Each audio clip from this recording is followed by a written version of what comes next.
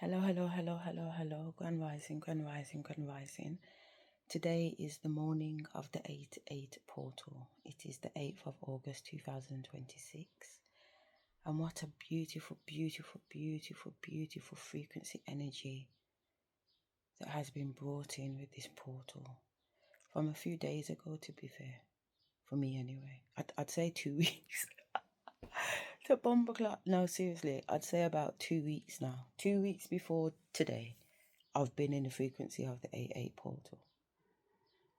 I've just been spending it every single day. I've been in the woods, the valley, some type of park, the orbitarium, talking to trees, talking to birds, flies, bees, squirrels, just having this energetic connection. Hello, my name is Asherah Rose and welcome to my channel, DID, Dissociative Identity Disorder / psychosis versus conscious expansion.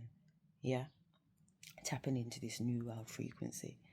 So last night was the 7th of August, obviously, and I got back from my son and daughter-in-laws seeing my grandkids yesterday, and I got home.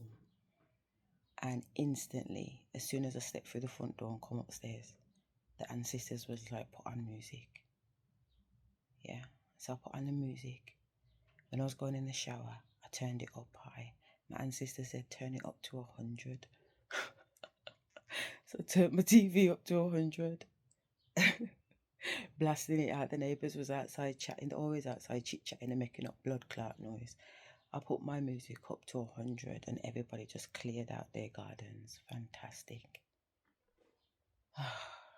I felt when the energy shifted and I just thought, oh, thank you. Because for the past how many days they're just out there making noise, doing my blood clot heading that I'm recording, drilling, bang. I mean, honestly, it's become more and more and more aggressive, and it's deliberate to trigger my nervous system. So for the past 2.5 years, I've been in my bedroom dealing with all this banging and clanging from next door. So it's not today and tomorrow.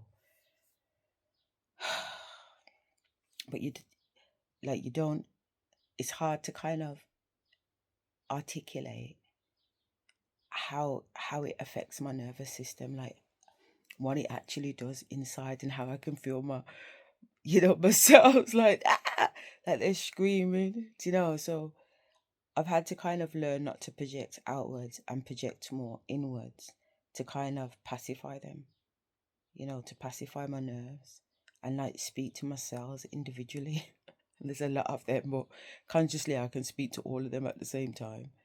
Do you know what I mean? And just let them know that it's okay.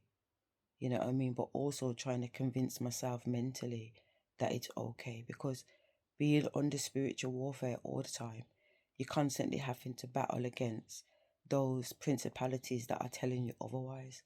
So you're having a mental war, you're having a cellular war, you're having a spiritual war, you're having an emotional war, you're having a fucking financial war. You're having a 3D war, a 4D war, a 5D. There's just war, war, war. When they're saying we're at war, Bab, there's levels, mate. There's levels. And on every single fucking level, on every single possible fucking realm, multiple dimensional reality, we're at war, man. You know what I mean? With these fucking dickheads. So, I've come on today because last night, my ancestors took me through a ritual in my bedroom. Now, I remember being in Africa last year, January 2025, in February, the first time I went to Ghana. And this voodoo man, Nana, was there, this high priest man. But when I asked him if he's a Mason, he confirmed, yeah. Not only that, he's a generational Mason. He said his granddad was a grandmaster. So, why was I telling you this? Fucking hell, spirit. I literally just jumped timelines. I cannot even remember what I was just saying to you. Nana something. What was I telling you about Nana? Why was I talking about Nana? Africa. I went to Africa in February. But why though? Why was I starting from so far back? Fuck shit, man. Ancestors. Let me just, okay, they just give me a flash. Not about that, about something else. I'm just going to jump to the something else because I've just seen it. Anyway, last night was the 7th of August. The ancestors had me playing music up to 100, so the volume was high. The energy was quite high too. And I came on my menstrual. I started coming on my menstrual cycle around the 6th. So yesterday, the 7th, I was fully on my menstrual cycle. So when I'm on my cycle and it comes to like caring for myself when I'm out the house, if I'm in the house, I will use a blood cloth. I would be free with the ancestors. I would be free with my flow, and just, do you know what I mean? Because they've been teaching me so much about how sacred the blood is. We're not supposed to be like pushing Tampax and sanitary towels and all that kind of fuckery inside of us. Does that make sense? It's a flow of energy. It's a flow of life force. So, you know what I'm saying? Like it should be handled differently. I mean, to be honest, I'm going in a direction where I would just soon be walking outside with no drawers on and just allowing myself, and I don't mean on the way to Asda or something like that. No, I mean outside in Mother Nature, and just allow my menstrual to flow. And there's lots of women that do that already. I know them already because I've watched a lot of them on YouTube talking about their experiences way back from 2020, probably 2021. To be fair, I came across these white witches. You know what I mean? Like they go as far as their partners actually go down on them when they're menstruating because they use their blood in a ritualistic way. And when my ancestors showed me that, I was like, what? What? That's a mad thing. That was a mad thing. That like the whole thought of, do you know, like fair enough, having intercourse while you're on your period is one thing, but actually like the exchange of someone else tasting your blood is something entirely different. But the more the ancestors showed me, it wasn't about my earthly opinions on what I think blood is, because my earthly opinion on what blood is limited. It's based on lies, to be fair. They do not teach us about our blood and the benefits of our blood. They teach us nothing. All they do is take from us. They don't teach us about it. Do you know what I mean? They're very cunning. Anyway, I'm going off topic. So, I'm on my menstrual cycle. I'm going to touch on this little bit because they just brought it to me and it is a little bit necessary. But in 2024, before I got sectioned under the Mental Health Act, I was in my room and my ancestors took me through a blood ritual. Okay.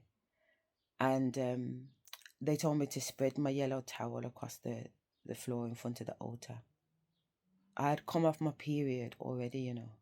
So when they says to me, they're going to do blood magic, I was saying to them, how? I came off my period 2 days ago. Do you know what I mean? Where's the blood coming from? Because they'd already told me that it is a sin to cut myself, to draw blood. Does that make sense? So you can't just draw blood.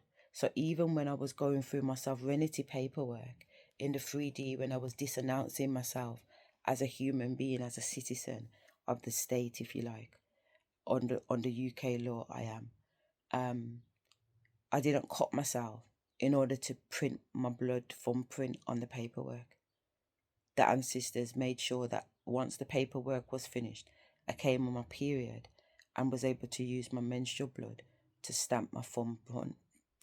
Whereas the guy that was doing the paperwork with me, he had to draw blood and cut himself because he don't bleed naturally. Does that make sense? So his paperwork, majority of his paperwork, got thumb stamped in red ink, which is still semi. It's acceptable on a 3D level, but on a spiritual level, it doesn't hold the same weight, because back in the days, in the Old Testament, things would be marked in blood. They'd be signed in blood. Oaths would be made in blood. Covenants would be made in blood. There is something significant about the blood. Okay. And that's what I'm trying to get at here, because there's certain things that I'm doing that I know from a 3D level, from an earthly level, people will be like, what the fuck? And I get that, because I had to go through what the fuck too before I accepted it. So that's not the issue. So back then in 2024, they told me to spread out a yellow towel, because gold, like a shun energy, has been around me since 2022, when I decorated my whole house yellow with bumblebees and everything in it. Anyway, and they told me to put my two hands on the side of the altar, my chest of jaw basically. And I started rocking, and my waist started moving in a figure of 8 in front of the altar. And the ancestors were talking to me, telling me not to be scared. Do you know what I mean? And they were telling me what's going to happen. If I'm honest, my earthly me did not believe that what they were saying to me was going to happen. But my 5D self accepted that what was going to happen was going to happen. But I have 5 personalities within me that communicate together at the same time or differently. My inner child, my masculine, my feminine, my empress, and my high self.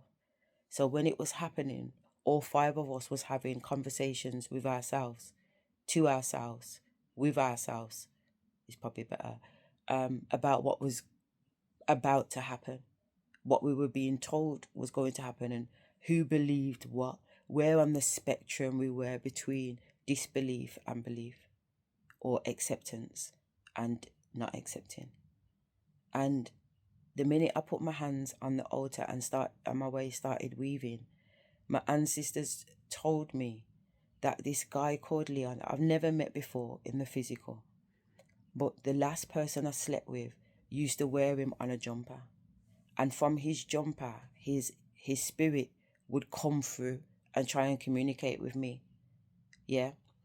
So in the end, I ended up asking my man about the guy on the jumper. And that's when he disclosed to me that it's a guy called Leon, and whatever else. But I don't know this guy, but this guy just non-stop chit-chatting, but this guy is not my man's friend at all. So he's trying to get me to lead my man to anyway, whatever. So from not seeing my man in 2023, I have not seen this spirit, this passed over person. Yeah.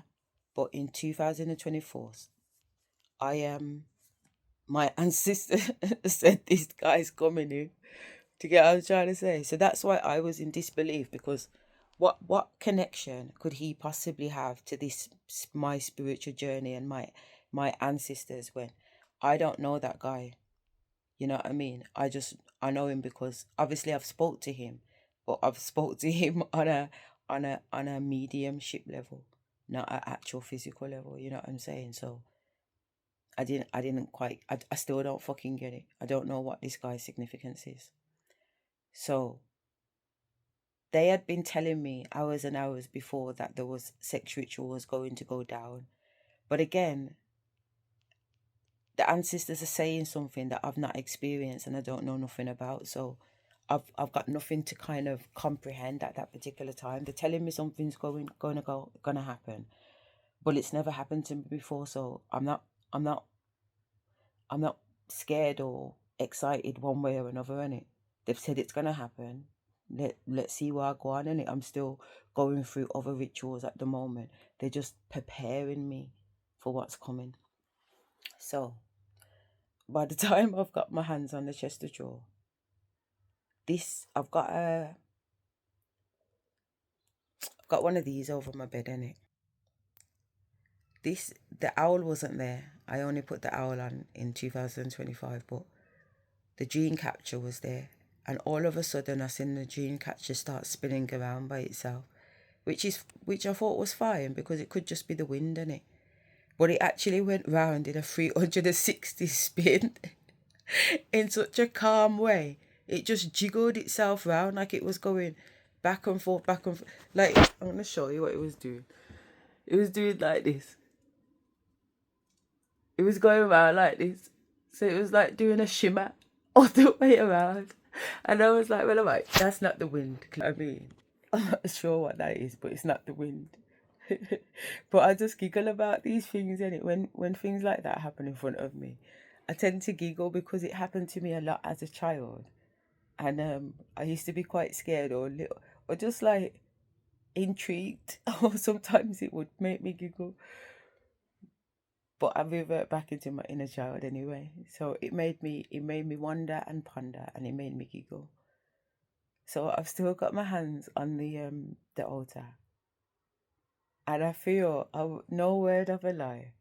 I feel an energy come into the room and stand up behind me, like it's coming from. So I'm looking out the window here, so my left side, and come up and stood behind me. And I've my 3D self has freaked out a little bit because I've felt the energy in a 3D capacity. So it's not just about I'm thinking. I've actually felt a presence come up behind me, and I've gone, and then saying, "Are you ready?" And and my higher self is saying, "Yeah."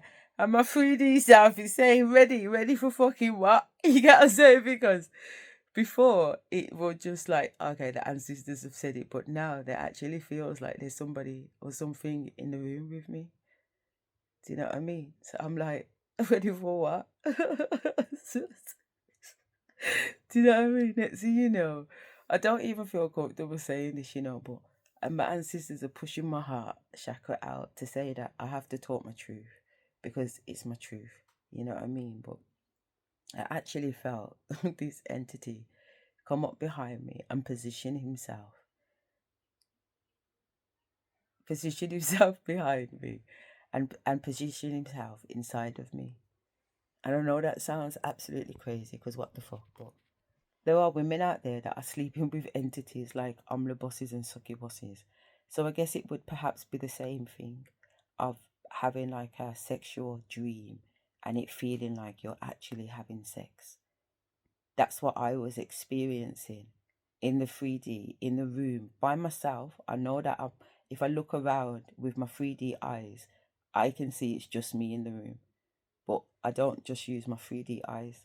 I use my 5D, my third eye, whatever eyes is fucking going on, because I got 360-degree eyes around my head, innit? Like a spider. A next level spider though, but whatever, going off subject. Um I can feel in my 3D body that this person, this thing, this, I'm gonna say Leon, yeah, because that's what I know it to be. This guy called, this spirit that I met called Leon came up behind me and inserted himself inside of me, and I felt my vagina swell as he entered me. I was having a physical experience, like a dream experience, while I was awake in my bedroom. And when he started to put himself in and out, like what you would imagine to be in and out of me, I didn't feel strokes inside of my vagina canal. What I felt was butterflies in my belly, like I was going up and down on a roller coaster, and it made me start laughing. And remember, my waist is still moving in a figure of eight, and but my knees are bending every time the feeling comes into my belly, because it was like being on the pirate ship. When you go up and you come down and your belly goes like that. And the pirate ship is one of my most favorite fairground rides to go on from a kid, because I like that feeling in your belly where you have to tense it. And that's what this feeling was doing to me. It was making me have to tense my belly because of the rush of those butterflies coming into it, and I couldn't stop laughing.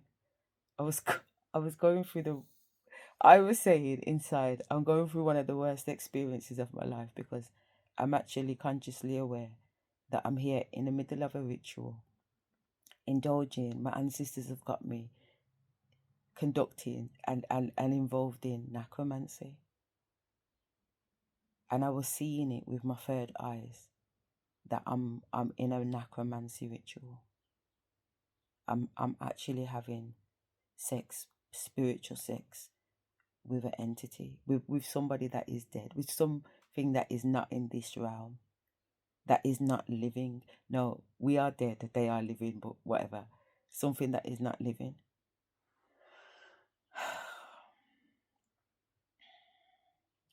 And my ancestors was encouraging me to carry on. Because the voice, the 3D me in my head of I've gone through the motion of okay, whatever. Then in the what the fuck, what's going on here? To now, I'm actually in the middle of it, experiencing what's going on, and I'm like,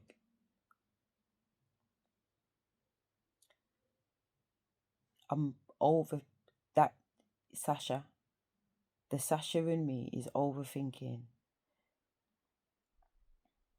Not even Asha, not Sasha. The logical me, the head teacher me is thinking, what the fuck is going on here? What are the consequences? I've always been told by my ancestors, you do not sleep with entities and spirits that come to you. You don't. Does that make sense? So anytime it gets like that, even when I've been talking these stories about these fuck niggas astral projecting to me, trying to sleep with me, the touch me and the sexual sensation that overwhelms me fucking wakes me up out and pulls me out of that dimension into this one because it feels so fucking real. You know what I mean? So the sexual overwhelm that I feel in my belly is in my body's like, do you get what I'm trying? And after the straight away of myself comes into myself, fuck that blood clot, get the fuck off me. Because they've always said you don't do that. So now I'm in a conflict of everything that I've been taught. Now the ancestors have got me in a situation where it's a complete contradiction because they've got me here doing the opposite. Do you know what I mean? But then you've got my higher self knowing what's going on, talking at the same time saying it's fine. The ancestors wouldn't take you down the road. Your karmic slate is clear. You don't have no consequences to come. Everything you're doing right now is exactly what you need to be doing. You're going for an initiation. So I'm actually being told what's going on. I'm also being guided by the ancestors and they're telling me what's going on. So I don't have nothing to fear. But I'm still having to go through the motions of all these personalities within me so that everybody's okay. You know what I mean? So this entity called Leon is having spiritual intercourse with me. This is necromancy because he's dead. Do you know what I mean? He's not in this dimension. And when he's stepped back from me, I felt there's a sensation that we get as women when our blood rushes down when we're on our menstrual. You can get this flow sensation. And I felt my flow sensation come down. And I felt blood starting to drip from me. Remember, I never believed that I was going to bleed because I'd already come off my period 2 days ago. But I did. And 12 drops of blood fell from me. And with every drop, my nan was just screaming in the background, yes, drop our next one. You get what I'm saying? Because each drop of blood, they told me and showed me, was like a spiritual bullet that Leon had the gun to.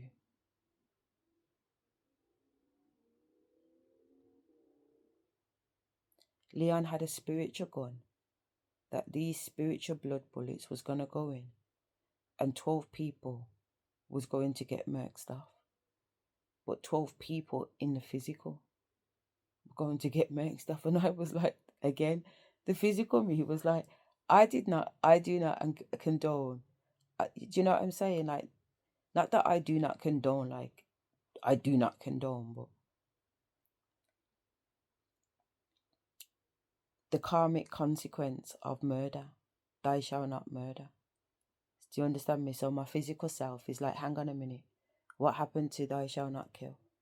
So then my ancestors come in again, what are you talking about? Your karmic debt is cleared. Yeah? There are no consequences for your actions. All actions taken from this point, and you know this, are instructions from the divine creator. The divine creator has 12 mans he wants to take out. Do you accept the blood clot mission, basically? I'm so sorry to laugh because this is war, man. This is rotted blood clot war, man. This is war. I'm a warrior of war blood. I'm an undercover assassin.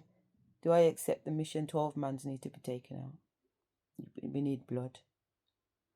It's blood magic. And your blood's one of the highest levels of blood because the people that we need to take out aren't no idiots.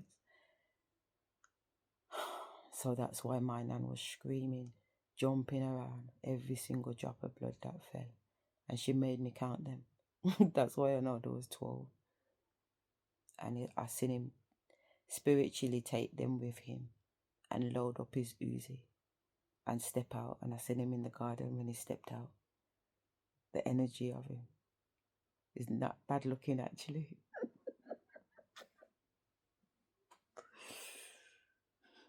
I tried to Google search him and everything, where he died, how he died.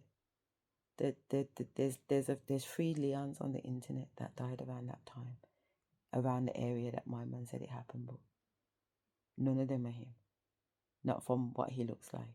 And I have a reference too because he was in a cartoon character on his brethren's jumper. Well, my man's jumper, I should say. So I do know partly what he looks like. So even in cartoon form, he wasn't bad looking.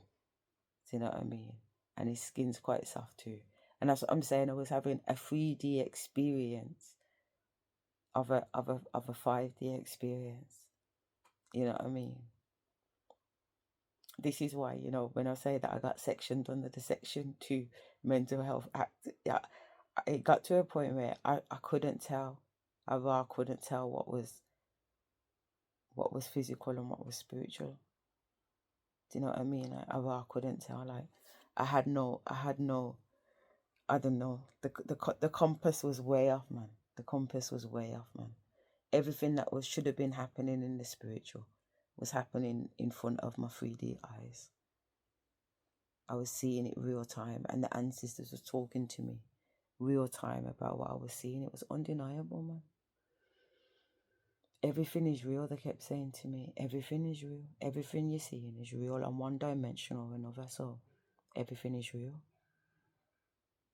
But I'm seeing multiple dimensions with these 2 eyes. It's not when I shut my eyes. It's not when I go to sleep. It's not when I'm thinking or daydreaming. It's not when I'm astral projecting. It's when I'm here right now, like I'm talking to you. There's things going on all around me.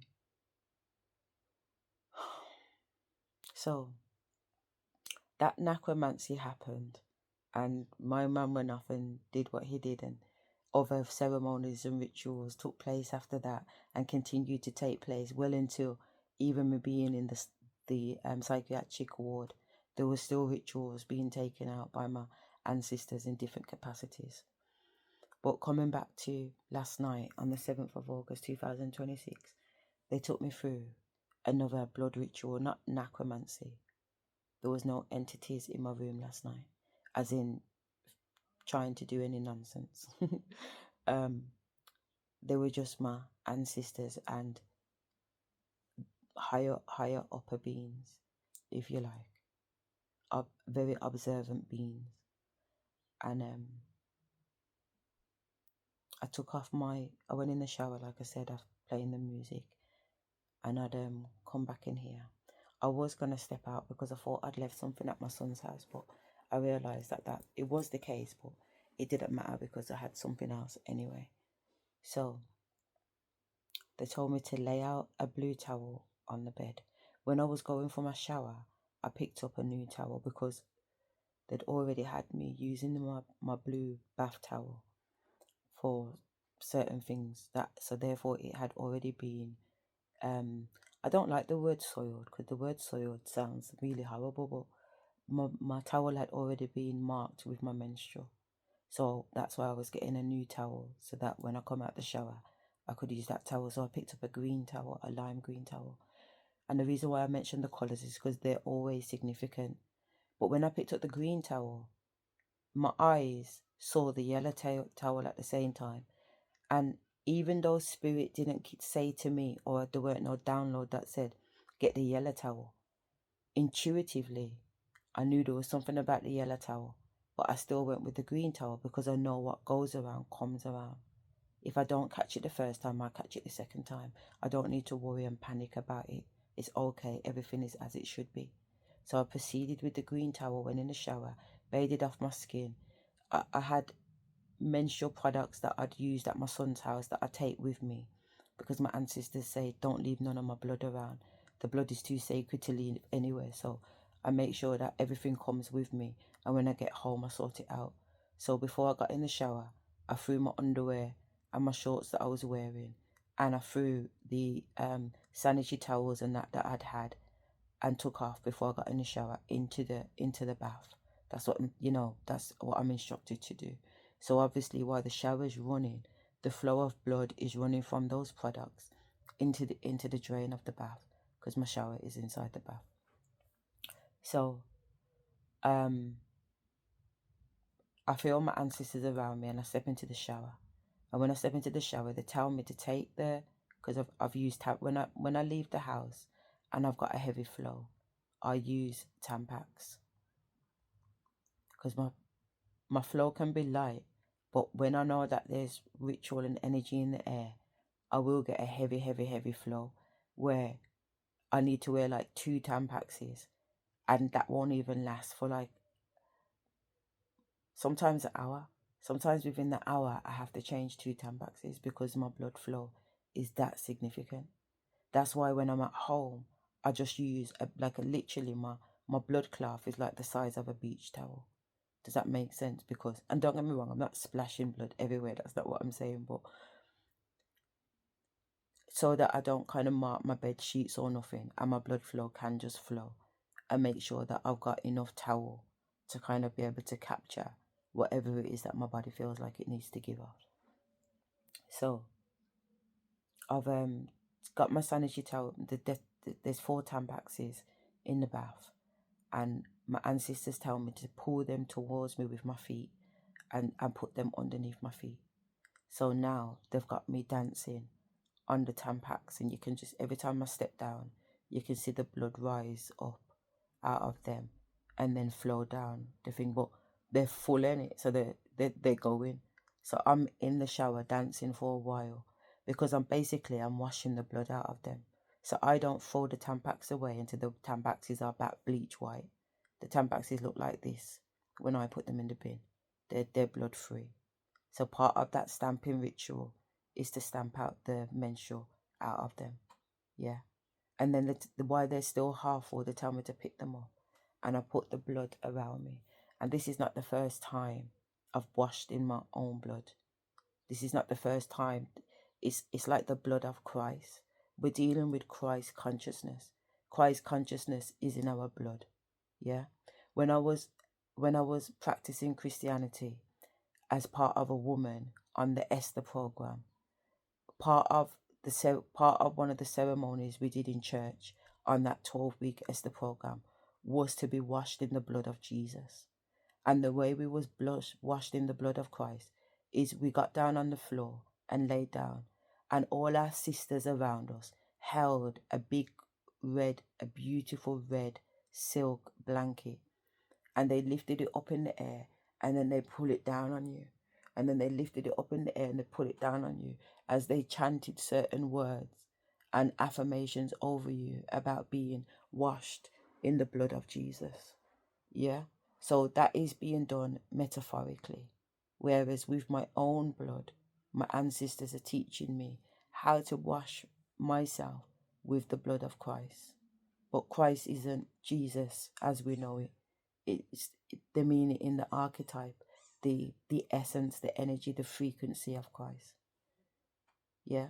So why these people are sacrificing children and sacrificing human beings and animals and washing themselves in that blood as women, as high priestess. We don't need anybody else's blood but our own blood. It's the highest blood. That's why divine created it such. It's the only way a human being or any mammal can come through this earth is by us seeing this menstrual cycle. This is not dirty. This we are not unclean. We are sacred. So anyway, after the blood ritual in the bath, and I'd washed out my underwear and shorts and hung them up and squeezed out the sanitary towels and then put them in the bin. I then washed off my body, yeah, and then dried off myself and came out. And they told me to put one more sanitary towel in. So while I was getting ready in my room and preparing for the ritual, they told me to go and get my shamanic drum and get my African bead drum thing. They told me to take down the Palo Santa from above me and pull it down here and burn it and put the Palo Santa all around me with my drum while I'm beating my drum using some of the Palo Santa. Yeah, just to match up and raise the frequency and the energy of my bedroom. I told me to put the drum down on the bed. And then after a while, they told me to take the Tampax out of me and pop it on my where the Palo Santo was basically, and the candle that was on, and leave it there with them. But burn some of the Palo Santo around the blood on the sanitary towel, and hold the Tampax over the candle too. So basically, that the smoke from the Palo Santo with the frequency from my blood is going up to the ancestors. It's like a way of passage. My codes that are in that blood at the frequency from the Palo Santo raise, so the Palo Santo smoke raises my frequency to the ancestors as a rite of passage. Basically, it's like a rite of identification.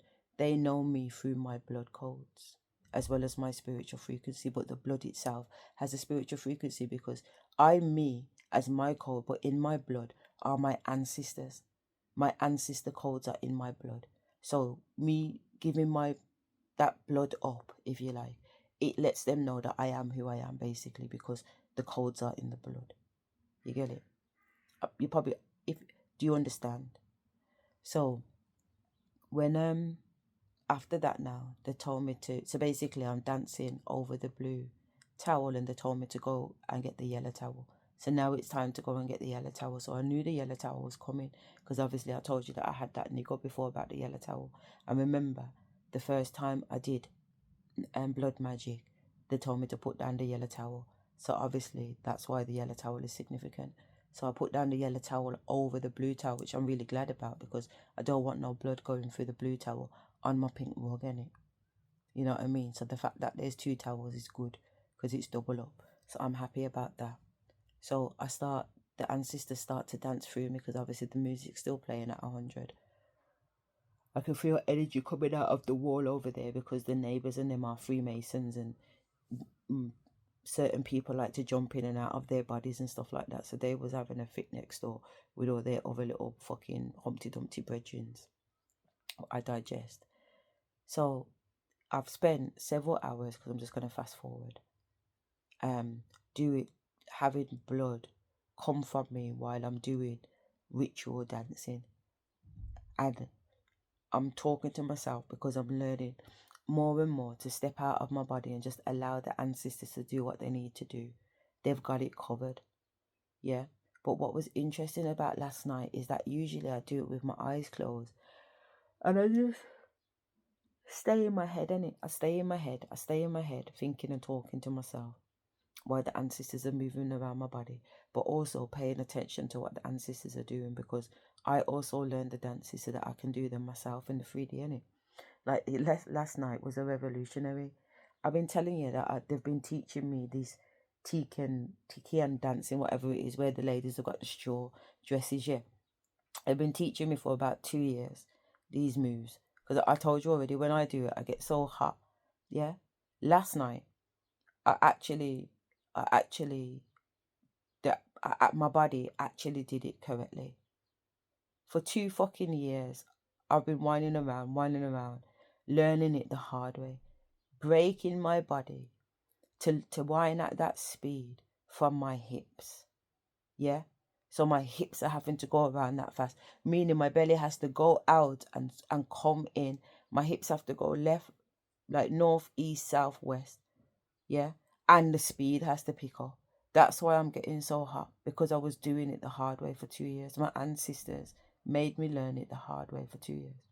Because last night when I did it, the dance doesn't come from the hips, it comes from the knees. Do you understand me? And when I say comes from the knees, just from your knees pushing forward as a reflex. So therefore, when I'm doing it, my hips are going faster. I can see my hips are going faster. I can see my stomach's going in and out because I can see my stomach muscles being defined. I can, the speed. I'm like, what the fuck? Do you get what I'm trying to say? And I'm not fucking sweating, and I'm maintaining the move twice as long. I'm like, you're killing it. You're killing it. And I said, fair enough. I have both versions now, don't I? You know what I mean? I can do both versions, and also the hip movement of winding around and around and around. It's nothing to do with. It's not just to do with the winding around and around. It's the unlocking of Kundalini energy. It's the snake. Do you get what I'm saying? It's the snake.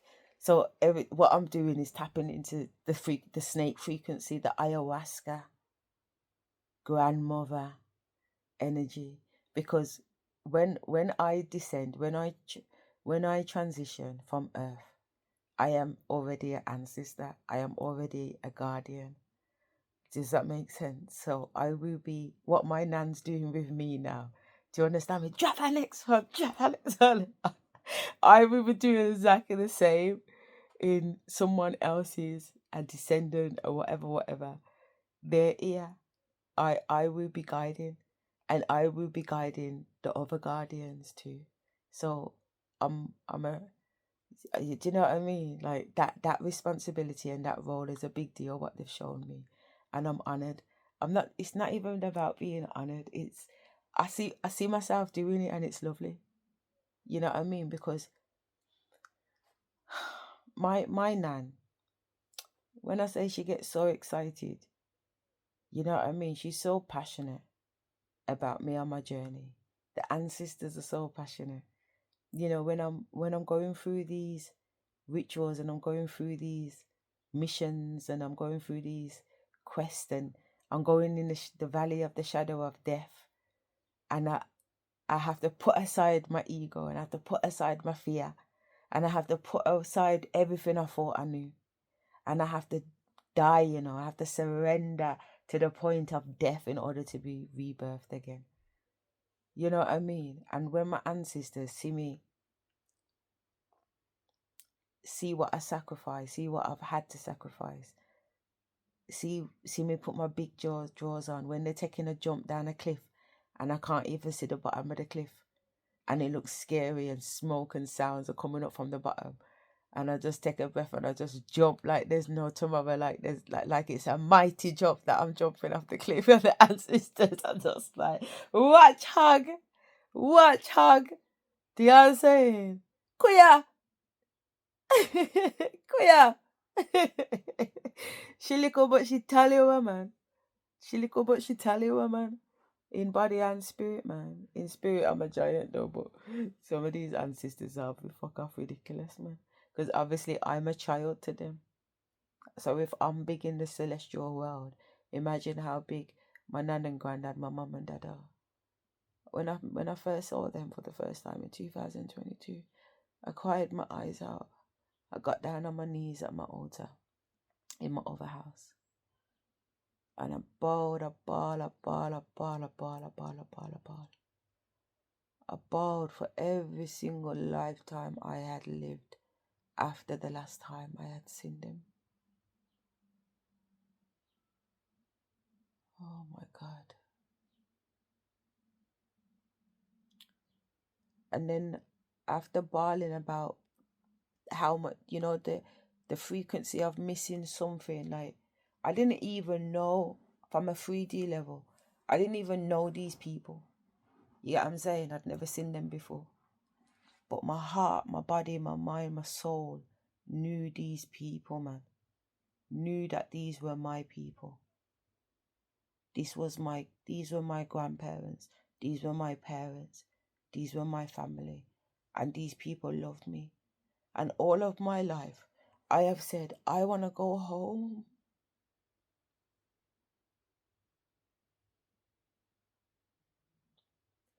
I said, I want to go home. That's all I felt like from a child. I'm not home. I want to go home. And it felt like home, man. It felt like home, man. I cried my eyes out.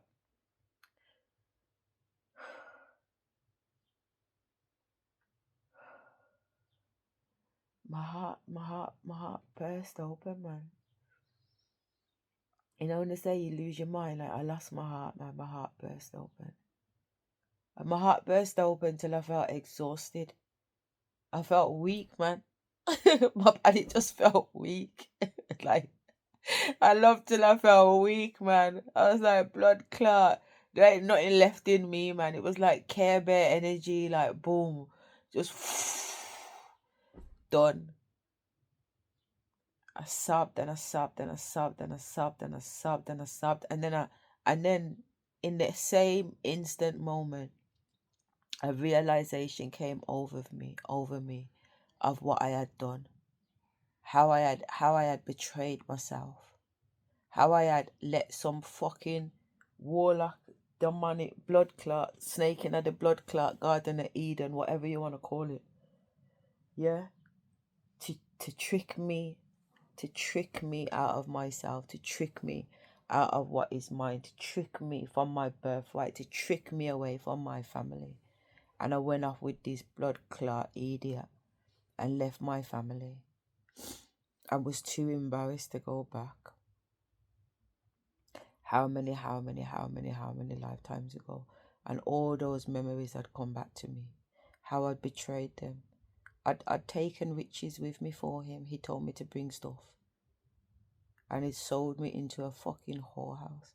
And the joke is, there's a movie on Netflix, and when they showed me the movie in 2022, I cried my eyes out, but I had no understanding of the movie. I'm like, why am I crying about this fucking movie? It's got nothing to do with me, but somewhere I knew that it had something to do with me, but I didn't know it had anything to do with me at the same time. But it was her story too. Like, she left her good family with this fucking man, took all her mom's gold and whatever, because they're gonna start a new life.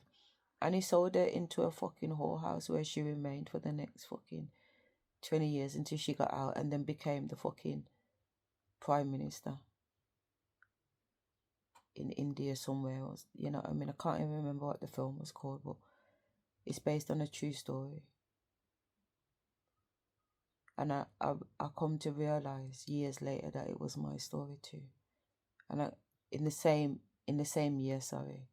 And I got down on my knees and I cried in front of the altar. In the 3D, I was in my room in front of the altar, but in the 5D, I was in a palace, man. I was in a celestial palace. My family are royalty, man. This beautiful, beautiful, beautiful sunshine. Everything is golden. It's a golden palace, golden white. It's beautiful, but the white bit, because the sun comes in or the shine from the gold, the white shines like candlelight. So it just looks like a golden palace. But the white sometimes looks pearl too, depending on the time of day. Do you know what I mean? This is my home. I know this home inside out. They're taking me around this palace now in my head. I'm having a download experience right now of the grounds, of my home. Royalty.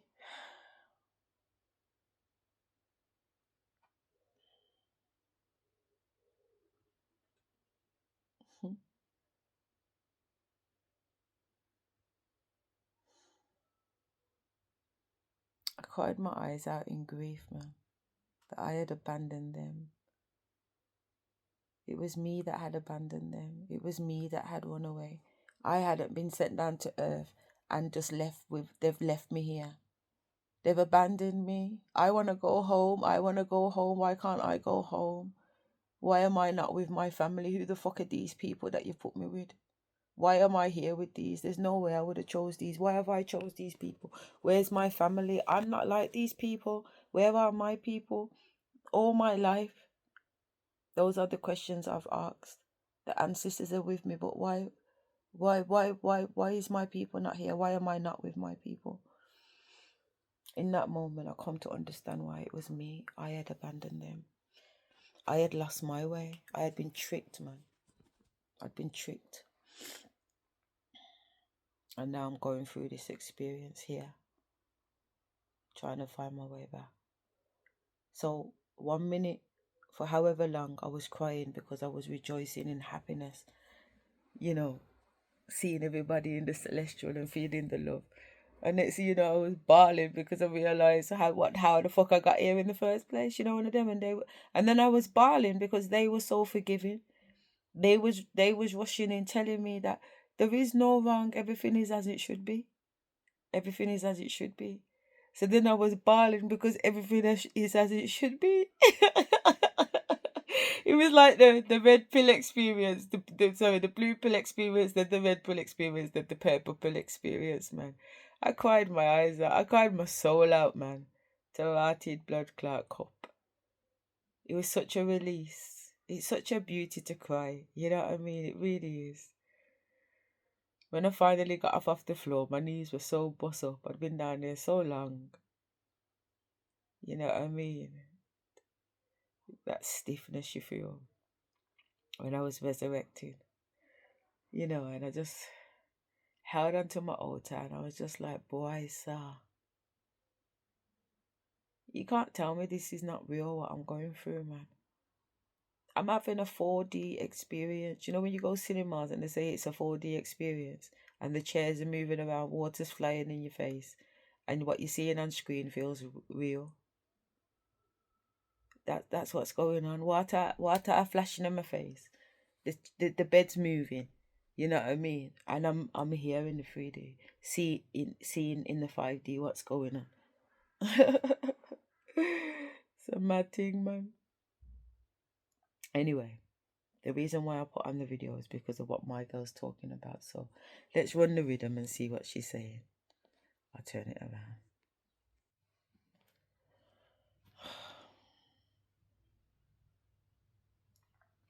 Come on, Yuri. So, this lady is called the official channel of Yolanda Williams. And it says what's happening to them reveals they don't understand your spiritual authority. And it was recorded 6 hours ago, and 5.5k people have viewed it so far. Ain't no more lamb slain and all that right there, okay? Ain't no more put all your sins. She's talking about sacrifices. Put your hand on the head of a goat and transfer all your sins. Oh, okay, sorry. Ancestors just told me to. Remember, I was telling you that last night they took me through a blood ritual. So when she's saying there's no more animal sacrificing, there's no more whatever, like we are now the altar. Our body is now the altar. So I don't have an altar in my room. Yeah, I got some little trinkets up there and flowers and whatever, but my altar is where I'm coming from. How my altar used to stretch across 2 chest of drawers. You know what I'm saying? I don't have an altar no more. I don't operate like that no more. I used to burn candles, no less than 8 candles a day. The ancestors had me burning because of how much spell work was coming to it. It's like them days I had to fight fire with fire. I had to use their magic, the way that they did their magic against them, until I was able to learn rituals that taught me how to use higher levels of magic, till the magic was within me. Was as in I became the magic because of the amount of alchemy, because of the amount of initiations, because of the amount of ascensions. I became the magic. It became within me. It became my mind now. So instead of having to light a candle, and whatever the light in the candle was doing to protect me in the physical realm. Remember, the reason why we're lighting candles is because we need protection in the physical realm from the entities that are in other realms. But then you get to a point now where you become the protection for yourself. So that's what's happened, that transformation where I am the altar. So that's why the blood is no longer being put forth to the gods. I am the gods. The gods are within me. The blood going over me is still a God sacrifice, because I am the God. I am God. God is within me, and I am within God. We are one. Do you know what I mean? So I'm sacrificing over myself to cleanse myself in the blood of Jesus, in the blood of Christ. I am Christ. I am your Asherah. I am Jesus. You are. We're all the same thing. When they say you are me, you are I am you and you are me. That's what they mean when they say we are all part of the all. We are one people. We are one. That's what they mean. You guys are in me. I am in you. We are all one. So that blood going over me, it's going over Christ, it's going over my ancestors, it's going over me, it's going over you, it's going over earth, because I am the mother. And I know, like, I keep jumping and switching, but it's what it is. So remember I said that there's levels to it. So on one level, it's just me protecting myself. On another level, it's me honoring Christ consciousness.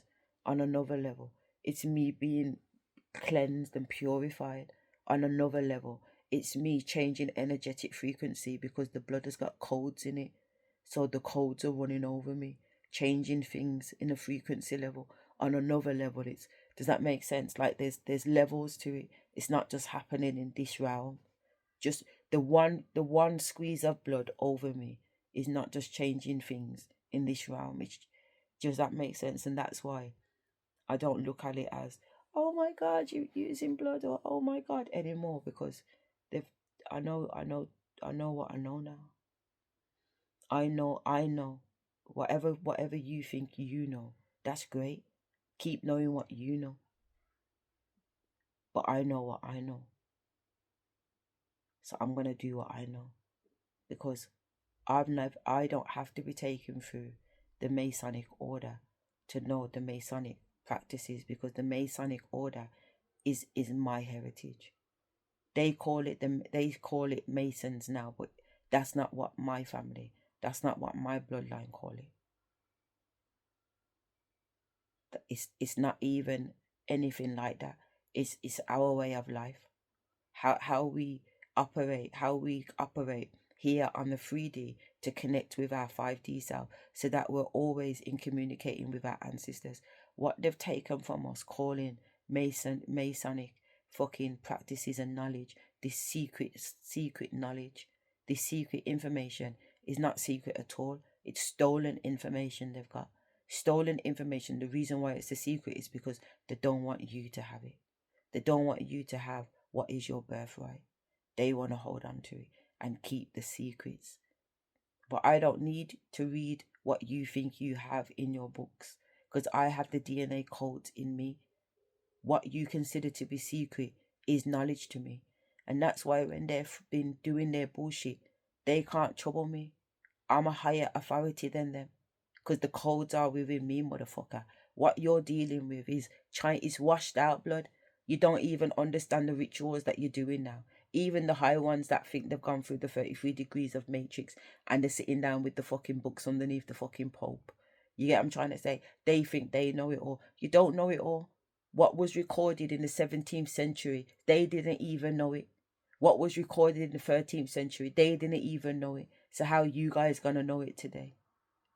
So this is why it's a false sense of authority. It's a false sense of statue. It's a false sense of birthright.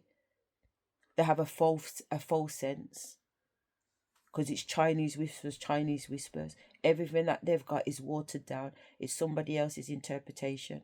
because things are ambiguous, innit? Look how many variations, look how many dominations there are to Freemasonry.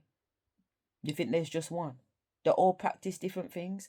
The Freemasonry lodges in the UK are not the same as the ones in America or Africa or Jamaica. Some of them are not even the same ones of here in the UK. Some of them practice different, they go by different orders. They have different rules. They do little bits different or big bits different. You know what I'm saying? Just because you're part of one doesn't mean you're part of the other. They still have their dominations within them. So just on that level, it's watered down and fragmented. So now it's time for the true information to come back. It's time for the true information to be shared. It's time for the true information to be made worldwide for those who have ears to hear and eyes to see.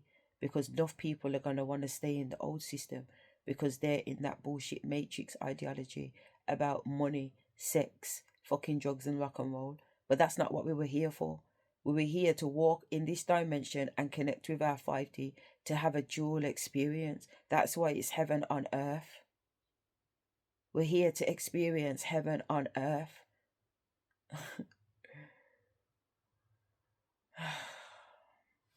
Let's run the trap, man. And burn them and burn offering, and that shit is over. It's about the heart space. The rituals gonna get you knocked upside the head like it's getting somebody here knocked upside the head. Now, when your rituals are an extension of your heart, that gives you something other than just power. That gives you authority. Right. And whoever you are, you know that. Yeah. Even if you didn't put it in those. Remember I said about my heart just coming out my chest like Care Bears. Next level frequencies, man. You or you wouldn't. You know this. Yeah. They don't. So they thought, as always, their ritual would work. They are really, really seriously trying to figure out how and why did it not work. Can't make it up. Bottom of the deck. How is it possible that you are so protected? See, there's also a spirit of elitism. Elitism with these here ATRs, with these here religions of the world, with these here systems. Okay, because you know, don't want nobody to get hung up on the word religion. It's not a religion. Okay, systems. Okay, there's a spirit of elitism that comes with these systems. A lot of these people. You know why she's not? My ancestors took me to Africa 3 times. One in 2024, twice in 2025, just to go and meet every single necessary voodoo practitioner that I needed to meet. They took me to Volta, the most fucking Masonic and fucking black witchcraft. Fucking, like, imagine they call them states, but they don't. They call them communities. But in Ghana, Volta is the most well-known voodoo community. Nothing but that type of fuckery goes on down there. And my Uber driver that I called from Accra, nearly 6 hours away from Volta, a random voodoo man. Yeah, my ancestor says call him. And he come. Not call him, call a taxi. I called a taxi. My ancestor said, take down these 2 addresses. They gave me 2 hotel addresses. They said, make the taxi man, because the hotel people, to bear masons in the hotel. So I couldn't stay there anymore. I had to run from one hotel. And they said, don't catch a Uber. Drag the suitcase along the road in Africa, There's not even no curb. And my ancestors are saying, walk straight. And I'm like, bumbleclot, I'm walking towards oncoming traffic and it's fucking Africa. And on this side, there's a whole ditch thing where they dig out for the water to run when it overrains. And on this side, it's wild cars. There's no street markings or nothing. I come from England, and this is me. My ancestors have got me dragging my suitcase behind me, and I get to the best Western hotel. It's like £200 a night, £250 English money a night. My ancestors are like, get in there. They love to treat me good, Get in there. So I booked the room. They gone down for dinner and everything, because I already went to that hotel twice already, from when I was stopping at the Regency Hotel in Accra. Check out the Regency Hotel in Accra. It's sick. face recognition to get in there. It's wicked. It's like apartment still. Anyway, um, I'd already gone there and ate twice, and the food wasn't poisonous. The food was safe for me to eat. So that's why they told me to check into that hotel, because the women, the cooks in the women, I'd already come out the kitchen to come chat to me. You know what I mean? Like there's certain energy frequencies where certain people will interact or not interact to make you know what go on. And from I taste the food had a spirit. I had a spiritual reaction to the food, so that's why my ancestors told me to sleep there the night. So anyway, by the morning, the place was rigged with Freemasons, so I couldn't stop there no more. So my ancestors had told me what to do. Plus a ritual went on that night, the same one, the night that I slept. Was it 2 nights I slept there then? Could have been 2 nights I slept there. It was 2 nights I slept there. Because I did a ritual the first night, and I called down rain in Accra. Accra hadn't seen rain for months. Not even cement was covered up in Accra. And I was at the poolside dancing for about 7 hours. Between 6 and 8 hours I was dancing. And the clouds just come down. It started to rain at the poolside, and I was out there in the rain still dancing. It's lightning and thunder, wind blowing trees. Mad thing, man. Everyone's running for cover, running for cover. I filmed it and everything too, so don't get it twisted. I don't tell no lie. I got the receipts, but I'm going off topic. The point being anyway is that was Africa. When I went, the taxi that come and got me, this random man was not a random man. His mom was the queen mother of Volta. This taxi man don't know where I'm going, but I am going. He's driving me to his hometown. He knows the area. His mother lives down there. Out of all the places we could have gone to in Ghana, it's not a small place. This is where my taxi driver's from, and his mom happens to be the queen mother. Do you know what the queen mother means? It means that she is the head female of that parish, of that community. The chief is the male, the queen mother is the female. This taxi driver is next in line to be chief of Ghana. That's who's my fucking taxi driver. Don't play around with my ancestors. When they say to me, I'm going to Africa to meet some people, I'm going to Africa to meet the top of the blood clot top.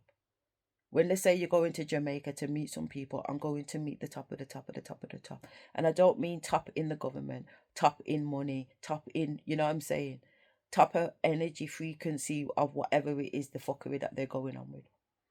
And that's what happened.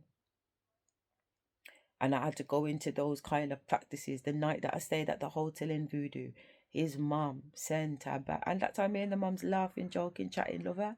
Monica, did I agree? But what I say? I says to my son, you know what it was like? It was like, say I was Goku.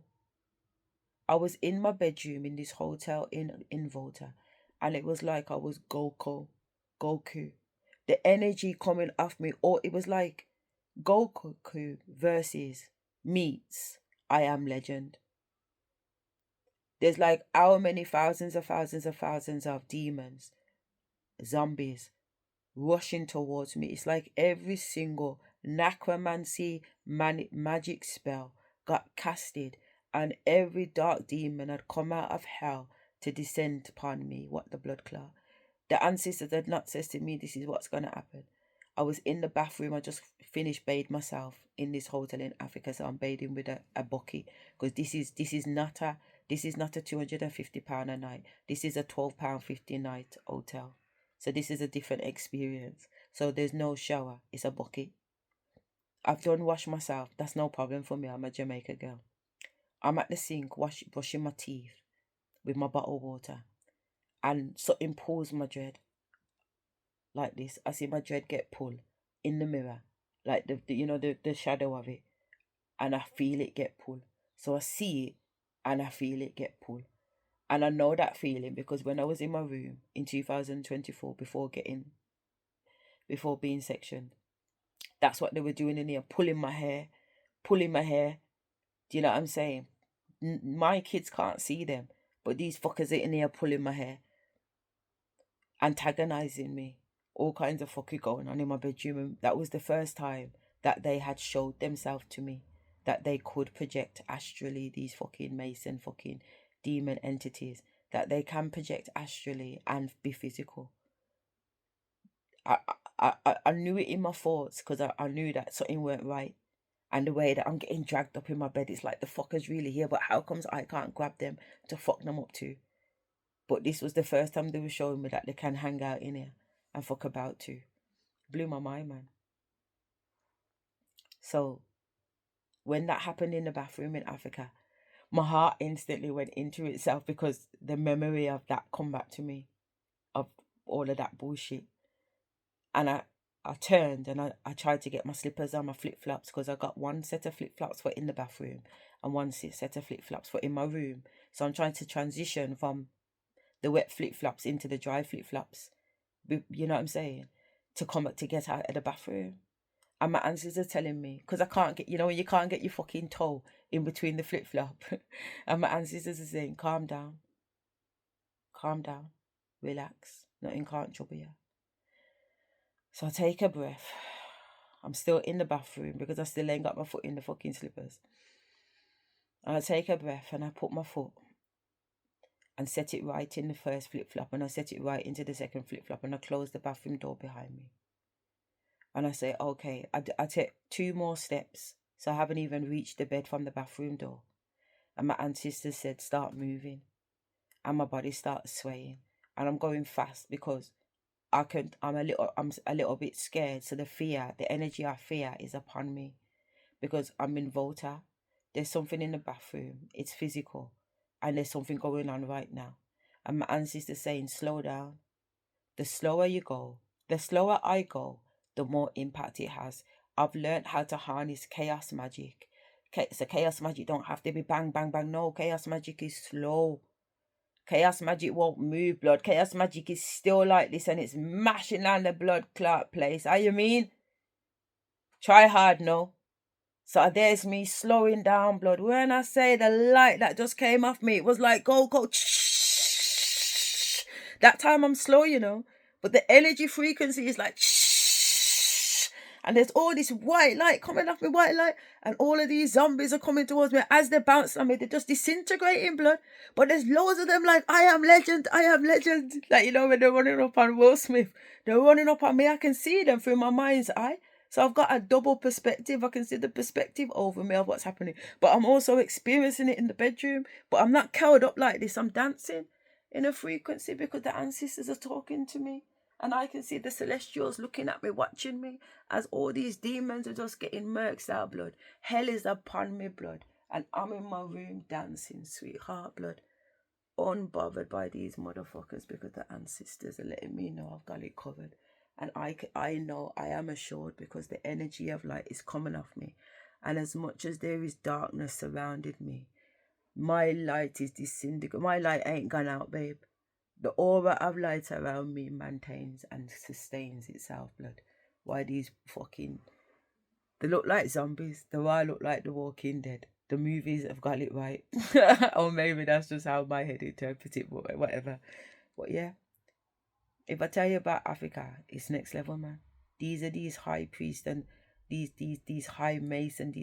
You know what the joke is? It's these voodoo people in Africa that are enabling the Masons. They work for the Masons. The Masons have hired them. And you know what the joke is? When the ancestors took me to Africa, it wasn't just the rituals I was doing. They made me go to all of the slavery ports in Ghana. Do you know how much slavery ports there are in Ghana? It's like Ghana was the capital for the bullshit. There's so much riches and wealth come out of Ghana, but they took me down in the slave holes, the actual holes where my ancestors were. I walked with my ancestors. I walked their footprints with them in real time and back in time. I stood against the walls where they stood. I held onto the metal chair. I seen where... Listen, when I say my body's just walking, not it, the guy who's taking us around has moved back from me because he can see there's something walking with me. The driver that I'm with, Sam, the Queen Mother's son, he's been with me a while because on the drive down when he picked me up from the Best Western Hotel and he's taking me to Vuda at the Volta because me and him have got into it because I'm saying, what you talking about? Who's paying for your taxi fare back? You're a taxi, innit? You're going to drop me there and drop me back. He's like, babe, you're going 5.5 hours away. There is no Uber where you're going. I'm asking you, how are you getting back from Volta? So I'm like, my ancestors have explained all of this semantics to me. They've just told me go Volta. I'm like, what? He's gone, yeah, how are you getting back from Volta? He said, how I see it, you got two options. You can either rent me and I come down there and I bring you back today, or I sleep down there and you sort out my you sort out your accommodation. I don't mind sleeping in my car and you pay me for my time. I'm like, it's like that. He's like, yeah. I said, all right, we'll get in the car, we'll talk about it, because I'm not chatting my business in front of the Mason. That's why I'm mad with him, because he's chatting to the Mason man. Anyway, get in the car. So when we get in the car, we negotiate, and I come to realize, and the ancestors are laughing. They love to laugh because it's a bit of a setup, because it's also a challenge. They need to see if I can survive the mission and get to point A and B safely and work it out. So I've gone, all right then. I don't know how long I'm going to be in Volta. So let's just do it on a day by day basis and I pay you by the day. And that's what we agreed. And that's what we did. And we ended up staying down there for 4 days, I think. You know what I mean? But I ended up renting a room for him. So he had his room next to my room, because the room, like I said, it's not expensive, £12.50. No problem, have a room. You know what I'm saying? Have as many rooms as you want. £25, I think the most I spent for the room. And that was for the good room. You know what I mean? With breakfast and everything. You know, so um him, traveling with him and his status and who he was. What was I telling you? Let me allow it. I was just basically saying about going to Volta and fucking with these ritual people, and then him introducing me to Bear. I told him that I want to go and see the baddest of the baddest of the baddest. I've come to meet the baddest of the baddest and the baddest in Volta. So he's made calls, because obviously he's next in line to be chief, innit? So he's made calls to find out who's the baddest of the baddest of the baddest in Volta. So I've gone and met the baddest of the baddest of the baddest. My ancestors have put me in front of the baddest of the baddest of the baddest of the traditional. When she says ATR, she's talking about African traditional religions. When she says ATS, she's talking about African traditional spirituality, really. But it's either or either. It don't matter, to be fair. It's not even just African, it's a mix of culture within it. You know what I mean? But yeah, let's get back on it. Think that because they have been initiated into these systems. Yeah, like Nana, dickhead. That it ain't no way you, collective, who Lick on may not me. be a part of the systems of any sort. I just heard Spirit say you're a spiritual freelancer. Yeah. I work for God, blood. Okay. Freelancer. God's like, yo, do you accept the mission? You work outside of systems because you understand the slavery that comes with systems. And it doesn't matter which kind of system it is. Whether it's one of a spiritual nature, whether it's one of a, economic, whatever. It doesn't matter. I just sent her a message from another YouTube page saying to her that you're very tapped in and you're very aware. It's not just the spiritual war that I'm at. I'm in war. I'm in court. I've been warring with court for 5 years. Maybe this is what this group of people or this individual thought you were doing, but based on the See, they thought I was winging it, but and don't get me wrong, some of it has been a fucking wing, because I ain't got a fucking clue. The 3D me ain't got a fucking clue, but the 5D me knows exactly what time it is. So I just roll with that, innit? I trust that. I've gone court for 5 years defending myself. I had to become a barrister, solicitor, legal executive, and a fucking judge. And the ancestors have walked that journey with me. What the fuck do I know? I studied law as A level and that's it. But what I've been able to achieve in the justice system, they banned me from 2 separate cases. I've put in any more documents in there. They said I've submitted over whatever pieces of documents and exhibit and evidence. I'm only allowed to submit 2 pages in my next position statement. They had me on lockblood. My ancestors said, don't worry about it. The ancestors said, smoke the weed, we'll write it. You see, they said, come up, put that there, lie back down. Get up now, move that there, add that there, put that there, lie back down. Now get up and just put that there and then put your name on it. You see, when I put my name on it, that's the only line that was left on the piece of paper. I couldn't even put the date on it. There was just enough space to put my name. The 2 pages they'd patterned, and when I got in there, listen, the ancestors are real. I'm a qualified head teacher. I'm in the education system right now, breaking down the education system. Yeah. I'm in spirituality, breaking down spirituality. And then I've got my inner self that I'm breaking down from the inside so that I can actually teach this later on of how people can free themselves from the matrix. They say that a lot of people have one purpose. You know your purpose. I've got many purposes. Many purposes. They've already downloaded the plan. They've already downloaded what I need to do to start bringing in the new world on a 3D level. I've already done it myself. I've already signed myself off. I'm no longer under their fucking demonic fucking whatever, because they've got us wrapped up in contracts in the 3D. You know, when you give your birth certificate over, they've got you wrapped up in a contract. I've defaced my birth certificate. They don't have my birth certificate no more. I've got my own birth certificate and I've sent it to them. I've sent my birth certificate to the office of birth certificate to make sure that they've got my new birth certificate, so they know that they don't have me. I am not lost at sea. I am here as a mature person in mind, body, and spirit. I am Asherah Rose, a natural woman. A natural woman, not a human, not a being, not a nothing, a natural woman operating on divine law, the highest authority. And that's what they don't seem to understand. That's what I'm saying. It's not just spiritual. It's here in the 3D. After I've had to step out in court. I've been in the court with the judge and told the judge, this she's on about, this is my court. This is no. I says to her, this is my court. I am the highest authority in here. You walking with the ancestors behind you. What do you mean fear? You know how many walls of fear I've had to break down? You know how many times I've had to go through shitting myself from being nervous and afraid? Physically shitting myself, as in not physically like my shit in my pants, but needing to go to the toilet physically. I'm having a physical reaction to the fear I'm feeling because I have to walk over the threshold of Birmingham Family Court, which is based on a Masonic lodge and carries the energy and a frequency of these multiple lifetimes of generational entities that use this place as a portal. And so basically, I have to step into hell. Every time I step over that threshold, I step into hell. And on a 3D level, I know that. On a cellular level, I know that. It rocked me, man. Every single time. That's why my nervous system shut blood, because they're sending spell work to break down my nervous system. So I'm having to fight the spell work, breaking down my nervous system, and still step over the threshold because I have to believe and be 100% confident. Fear and faith cannot coexist. You either believe that the Almighty's got you, or you don't. Simple. So whether I truly believe or I don't truly believe is irrelevant, because all you need is a mustard seed. So step over the blood clot.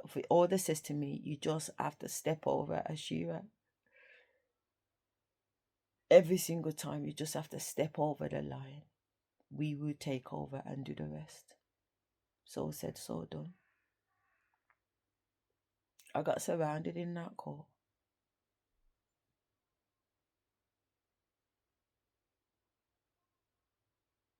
They took my children in that court. For 5 years I had to face that court. For 5 years I stepped into the realms of hell. Can't tell me about fear, blood, what blood clot fear? Fear what? Fear who?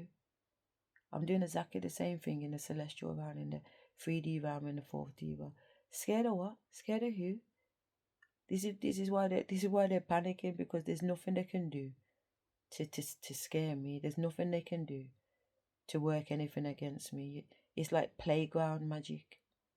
Put down your little paper fucking sticks, man. Put down your little fucking paper spears. Put down your little fucking candles and trickery and fucking necromancy. None of that don't mean blood clot not in you. Do you know who I am? I'm your fucking majesty. I'm going for Buckingham Palace in the UK. I'm telling you straight up, blood. I've already had my coronations 3 times. I've seen myself go through different levels of coronation. I am who the fuck I say I am, period.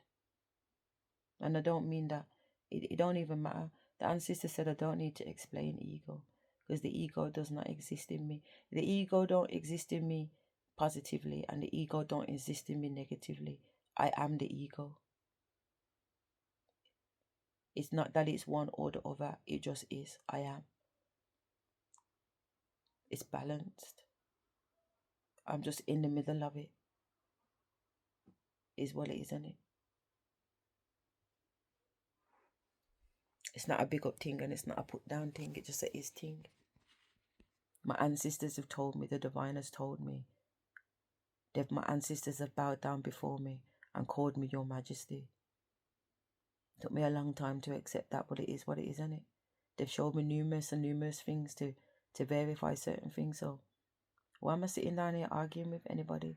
If that's what they said, that's what they said. I'm telling you what they said. I know me say so, you know. I know me say so. I them say so.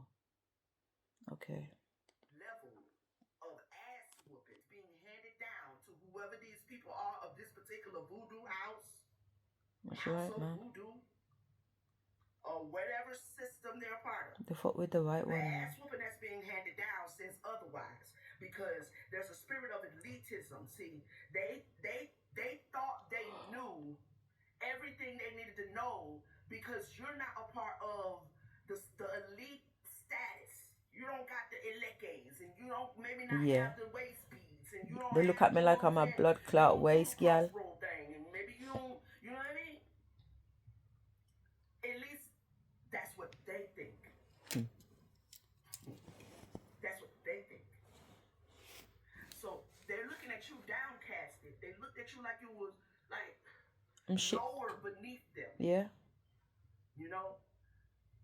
Like, In the 3D, you know. how is it we can't get the Orishas to? How is it this person's protection is stronger than the Orishas that we're working with when we know what we're working with because this shit is ancient? Huh? Okay, I got all my leckades. What you talking about? I don't even know what a leke is, y'all. I just be calling so I don't get no offense, but I'm just calling Accolades. that, you know, I've It's heard it's short for accolades. I got all my leckies. That's why you love. That's why you love spirit, you know, because spirit just been making things fly out your mouth, and you don't know what the fuck you're talking about. You know how many times that's happened to me, and when I've gone to get it, there it's called what spirit said it is. When she's saying I got all my leckies, I would say that I've got all my accolades. I've got my qualifications in the 3D. You know what I'm saying? I've got academic accolades and I've got spiritual accolades in the 3D. So when she's saying I got all my lackeys, the ancestors have made sure that I'm qualified in every. So basically, these Freemasons, they're not only are they not better than me in the 3D sense, no, in the 5D sense, the ancestors have had me getting things done in the 3D sense too. Do you know what I mean? The ancestors have been having me go to the highest of levels in the 3D sense. I've gone to the highest level academically, to PhD level. I've gone to the highest level in education, to becoming a head teacher, principal, Ofsted inspector. Do you know what I mean? Executive head. You don't get no higher than them positions in education, you know, unless you're going into like Department of Education and politics. But I don't consider them educational institutions. Those are lip service people. They drop down top down policies and enforce those things on us through legislations and regulations, but they don't actually do the education. So it's different. And then obviously the court system I just explained to you. They got me running around in the court system right now. I'm dropping bombs, making motions and everything, moving judges, writing my own orders. I've had to learn all of that. You know what I mean? So that's how the ancestors operate in the 3D. That is, but I heard somebody say you gotta have your lecades on TikTok. One of them voodoo people, you ain't got your lecades, then that's all I know. So forgive my ignorance, but that's all I know. Nah, You know because what I'm that's how saying? they go on. Nana, the high priest man, when I went to Africa the first time in 2025 to go and do an ayahuasca ceremony, innit? So I've gone to Africa to do ayahuasca, to tap in with my ancestors. Because I did a shamanic thing here in the UK. And it was like, my nan said, if she wants to talk to me, tell her to come and chat to me herself. So I went to Africa to kind of unlock certain things within me so that I could engage. Anyway, the point being is that high priest man, these people love to go on like say you need to be initiated. Their whole thing is about initiation. If you haven't been let in and somebody hasn't brought you in like a brother, because it's all about a brotherhood and a sisterhood to these people, then you're not, you haven't ascended. You can't go up a level. You can't go from 1 degree to 2 degree to 3 degree. In order to do that, you have to go through certain rituals. Yeah, certain practices, certain initiations. So because I'm not going through those initiations, they're looking at me like, oh, she can't be anything. Because if she was, she would be a part of our crew by now. If she was, she would be where we are. She would know what we know. She would be a part of what we're a part of. But she ain't in our club. So she's going on like she's nice and all that, but she ain't really. She ain't like us. She ain't clued in like us. She's not tapped into the reality. She's not outside the matrix really. They think they're outside a particular form of matrix because they think that we're dumb. They think that the people that aren't dealing with these secret societies are like sheep and that we're just here to harvest off. And don't get me wrong, on the first few levels of the Masonic order, when people first join it, they're seen like that too, like they're just scraps. It's when you start going into the higher orders of the Masonic, they've got this superiorness of its superiority. They deal with superiority. That's what their whole thing is based on, like a class system. Like a boys club, girls club, but within the club, it's rankings basically, like the army, how it's rankings, like if you've got this badge and if you've got that badge and if you fought in that war and if you fought in that war, then you're deemed to be somebody special. And because you're somebody special, people instantly want to come kiss up your ass because they want a handshake to get into. You know what I'm saying? So some of it ain't even based on ritual. Some of it is based on handshake, but you need the handshake to get into the doors in order to access those rituals to go up in the levels of these societies and these institutions. I'm going off subject, I know, but whatever. But because I haven't done all of that, they're not they look at me like I'm nobody. But what they don't realize is that I get taken through it by my ancestors. I don't need to hang out in your club. It's in me already. It's around me already. I'm being educated the right way because I went within. I didn't seek I didn't seek the answers outside of myself. At one point I did though. But once I realized and come to understand and understand that the answers are within, I went within. And in order to go within, everybody else had to leave me. Everybody else had to go, including my children, so that I could be in complete solitude. Because you can't fully be within if you're still without.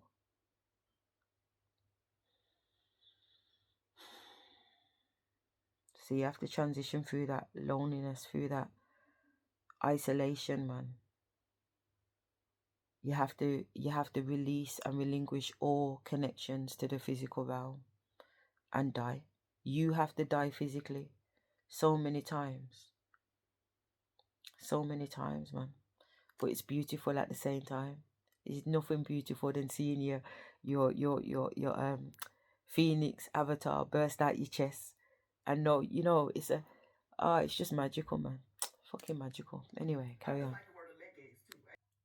So they thought you were like, you know,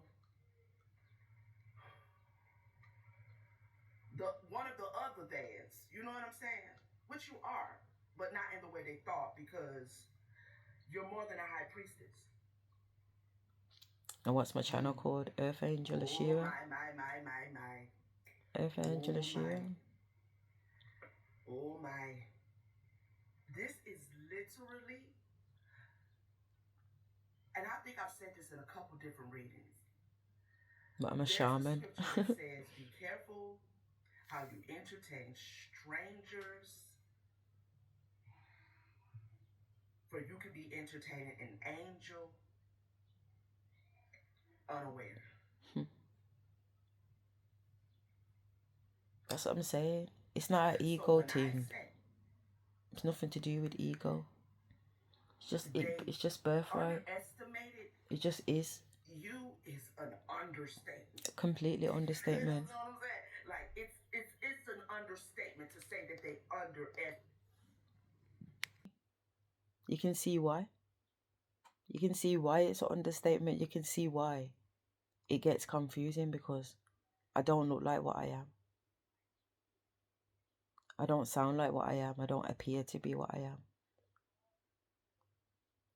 am. It would be.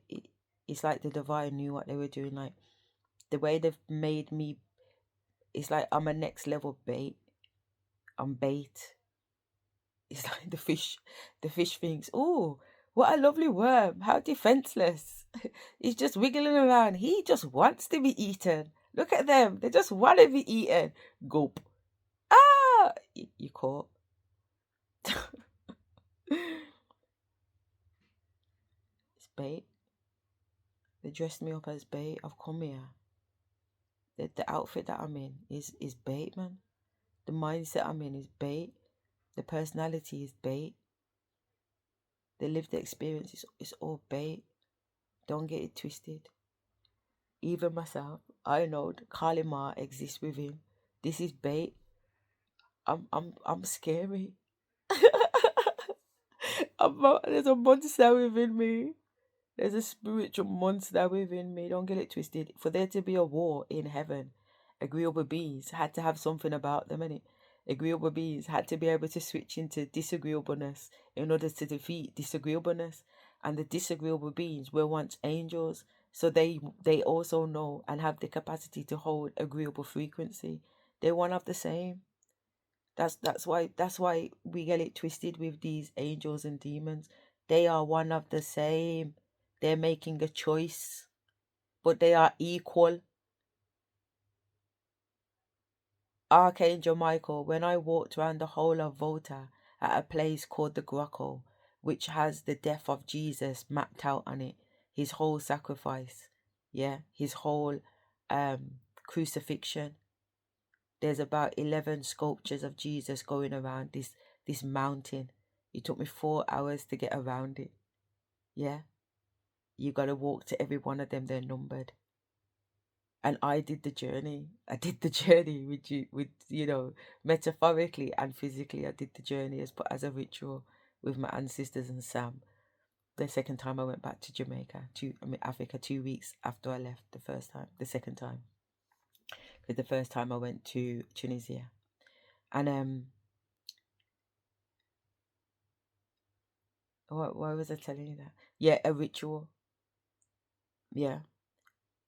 I'm walking around there thinking, it is what it is, that I'm just going around and whatever. But in the celestial sense, there's big things happening. As in heaven, so on earth, as above, so below. It's no different. It's no different. I've lost what I was going to say. I'm sure I have. I feel like I have. I might have dropped a point, but I don't think it was the point that I was intending. But here we go back around, I said. Okay.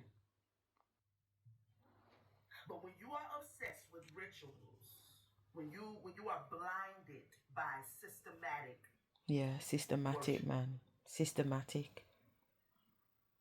They just repeat, same thing. And a religion is a religion, a system is a system. So I'm not looking at the ATRs really as the way they work and the inner workings of them and the energy around them. And you gotta go see this person and have this and get this initiation and go be dunked in the water over here. Yeah. And make your offering over here. And burn this and spit alcohol and yeah. wine and liquor stuff in the sky over here. And you gotta slay birds. Yeah. I seen it all, man. That's all system to me. Yeah, so to me, it's true. All ritual, the same like Christianity with the baptism and the communion. No different. And the this and the that. That's all system. And with that system, there can be an energy that blinds people to believe that they are actually like top really of the top doing something. Yeah. But the system and the ritual can be deceiving. 100%. Because spirituality and growth and power and authority and evolution has always been a matter of the heart. She's not wrong. She's not wrong. It has been a matter of the heart, but in their defense, yeah, it's not just that they're disillusioned that these little trinket magic, like I said, the candle burning and the rituals and the go to that person and whatever. There is something in it. If there wasn't, they wouldn't do it, and if there wasn't, we wouldn't be being affected by it. So it does hold weight. It does have purpose. And then on another level, the higher up ones, they are working with celestial beings too, on the outside. Remember, there are fallen angels, there are principalities around us. So I've got videos of me going to Ghana, to Volta, and them telling me they use this entity, this spiritual statue, to send, to go and put whisper in people's ear to kill themselves or go back to their husband or bring back a man's money that you stole. You understand me? So I've got them on video talking about how they use the entities. They use black magic to control spiritual entities, dark demons, necromancy. So it's a fact according to them, and it's not hearsay to me because I've recorded it out of the horse's mouth. I told them I want to go and meet the biggest voodoo man in Volta. I've recorded him for 2.5 hours. Him going through the ceremonies, so you can see what I saw or hear what I heard too.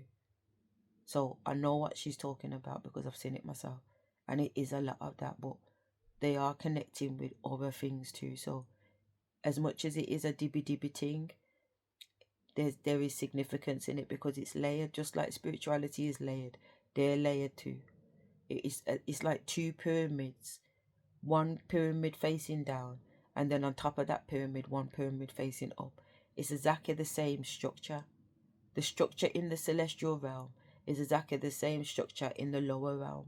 There's no difference. You know, I wanted to just say that's why the devil has a Jesus too. It has to. There has to be just the Antichrist. Do you understand me? You got Christ and the Antichrist. There has to be opposite. So if there was a Mary, then there has to be another a dark Mary that brought that baby into the world, innit? For the devil. Do you get it? Yeah. Anyway. So you can be very disciplined in rituals with a particular Orisha, and that particular Orisha will receive your offerings because for enough you know enough to know how to respect, how to honor, how to reverence that particular frequency, right? But then somebody can come along that actually doesn't really need to do the physical rituals, right? They don't really need to go to the physical altar, right? Because they have made their bodies Right. their altar. They are a walking altar. This high priestess, earth angel, sweetheart, is a walking altar, a living, breathing altar. This is like for where this individual presents their heart in intimacy, in surrender, not in obey me, but surrender. That's two totally different energies. So you outrank these very powerful, take nothing from them now, very powerful voodoo people here. You outrank them. Okay? Oh, well, they're concerned about karma now. Huh. Well, they need to be concerned about way more than that. Huh.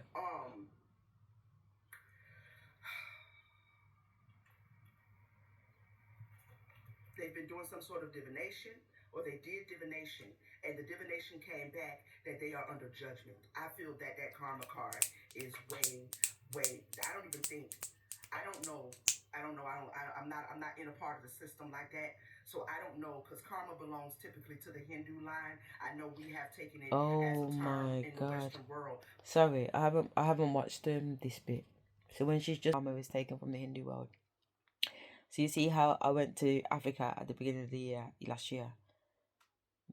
Then I went to Turkey, but for different reasons. Then I went Jamaica because my lineage is Jamaican too. But I already did my DNA last year and found out that I'm 78% African. I've got Egyptian in me. That's where the bloodlines of the Egyptians come from. Like my DNA has actually verified my lineage that my ancestors were telling me was my lineage anyway. But now I have the physical evidence of my lineage. You know what I'm saying? So then, what was I telling you? I love to do this and jump a timeline because so it comes. These downloads, they're not just a download. I actually astral project there. So it's a download is different than me astral projecting there. So I actually left my body and went somewhere else, and then I was there looking around or whatever there. So then when I come back here, I can't. Do you know what I mean? I'm still there. The part that was taught, the person that was talking is astral projected over into this another realm. So I can see her in the realm, but I don't know what she was just saying to you guys because I was in my realm. But now I'm here. Anyway, multi-dimensional personality, and that's why this channel is called DID, dissociative identity disorder. But really, this is AID because this is associated identity disorder. Because I'm associated with all the identities. Yeah, so really, there is no disorder. It should be order. So what would that be? AIO. AOAIO. That is so funny, because it's AEO for the ancient Egyptian order, and the AEO, the Masonic order used. And the reason why they've used it is because those letters, when you look at those letters AEO in the letters of ancient languages, those letters meant something else, like not the name of God, because that's HWH W or something like that for Yahweh, but something like that basically is where it comes from.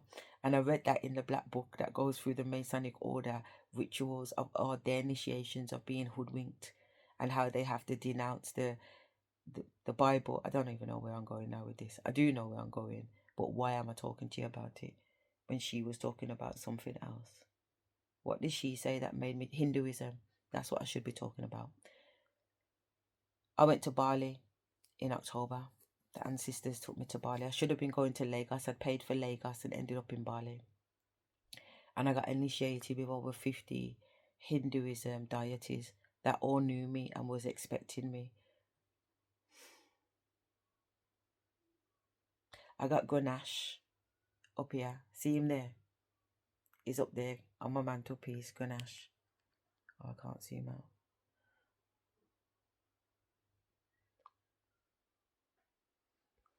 That's my son. I've embodied the energy of his mom, Prita, or Shivata, or whatever her name is. I was there when she prayed to the gods and alchemized that little boy for her own devotion and love.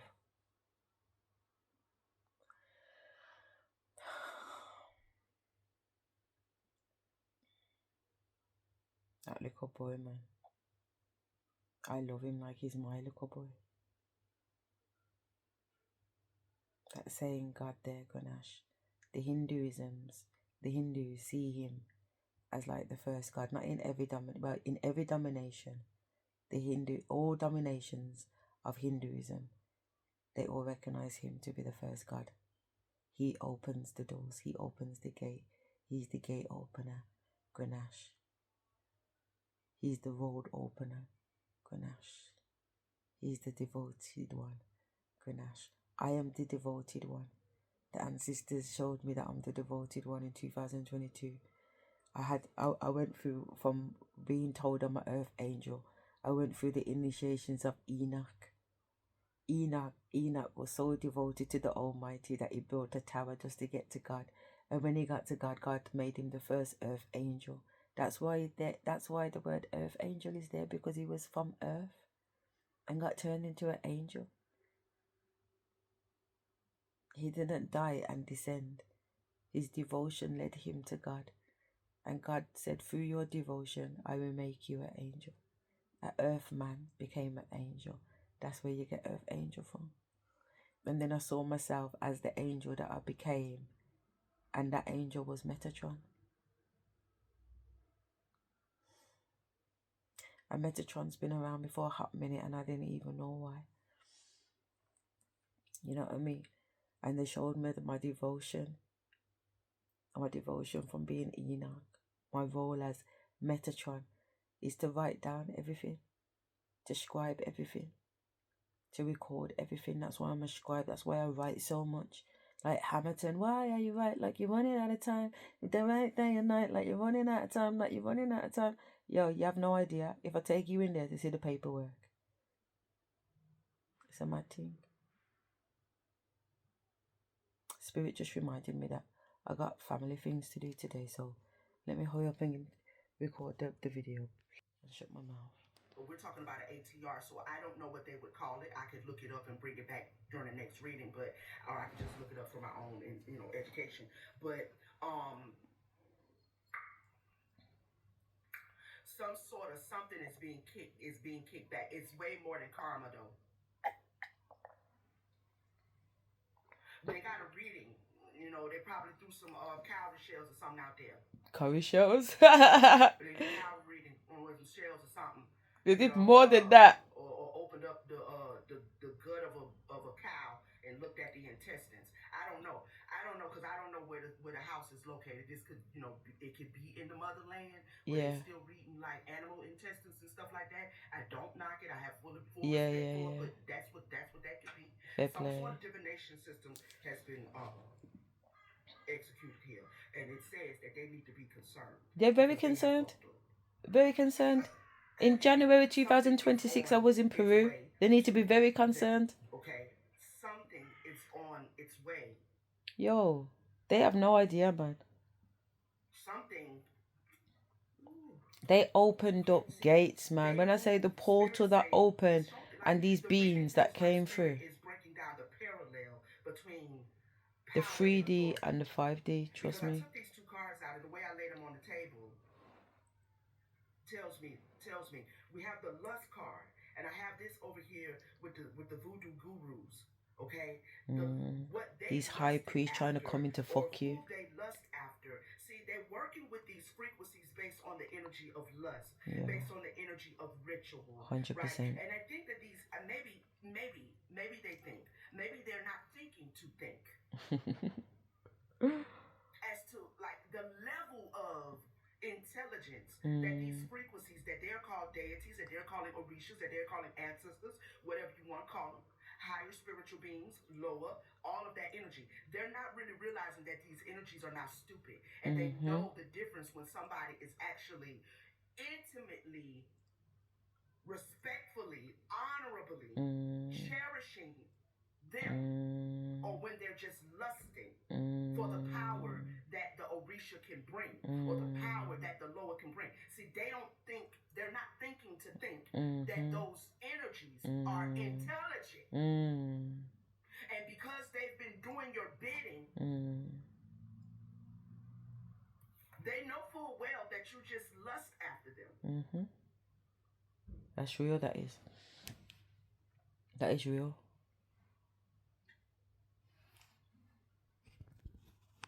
Sex magic. That's why they use so much sex magic, because they use that love lusting thing to put themselves in the energy of love, if you like. But lust is false love.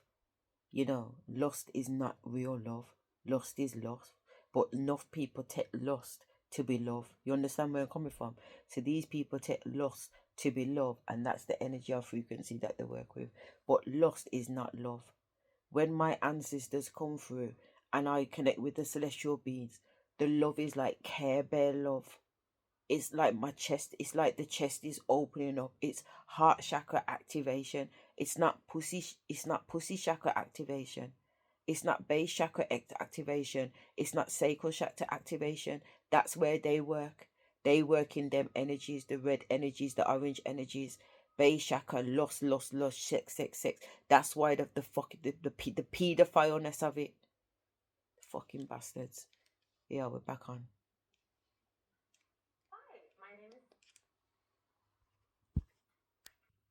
Whereas what fell out second is the relationship card, and this fell out up under the Earth Angel. See, the Earth Angel has a relationship with these fucking warlocks source and resources.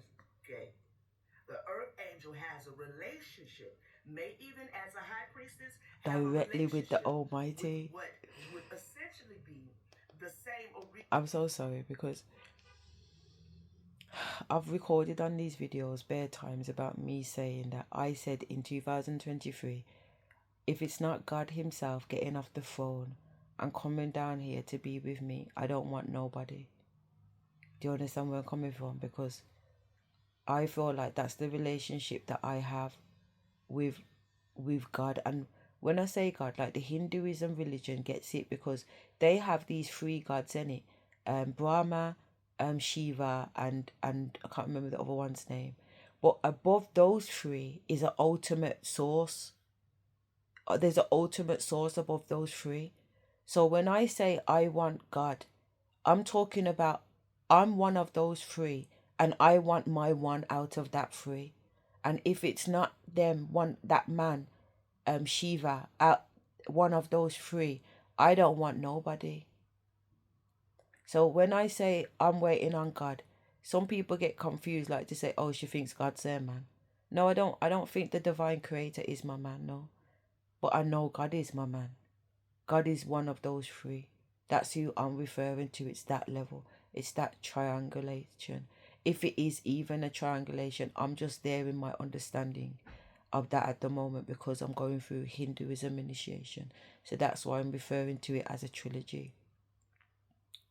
You know what I'm saying? And in that trilogy, my man who's blue and the female who is actual creation, them two are together. They are the parents of Grenache. They're Grenash's mum and dad, even though Shiva is his probably surrogate dad because obviously Prata birthed Grenache, well, didn't birth him, she sculptured him, and the gods blessed her to turn the boy into the statue into a boy. So that's like your Mary's your Jesus story there, isn't it? Your Jesus story there, but the real the actual original story is the Hinduism story that she didn't an angel didn't come upon her and say she's going to give birth. Through her heart, she wanted to have a child that was loyal and devoted to just her. She wanted there to be one person on earth that was just devoted to her because her husband Shiva, he was the highest of the highest, and so nobody would go and say anything up to him.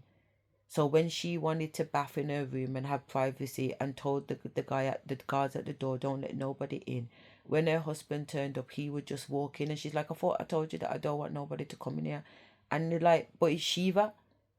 Who can tell Shiva anything? Do you understand me? So she was like, no, I'm fed up of it. I've said I want peace and quiet and I want privacy.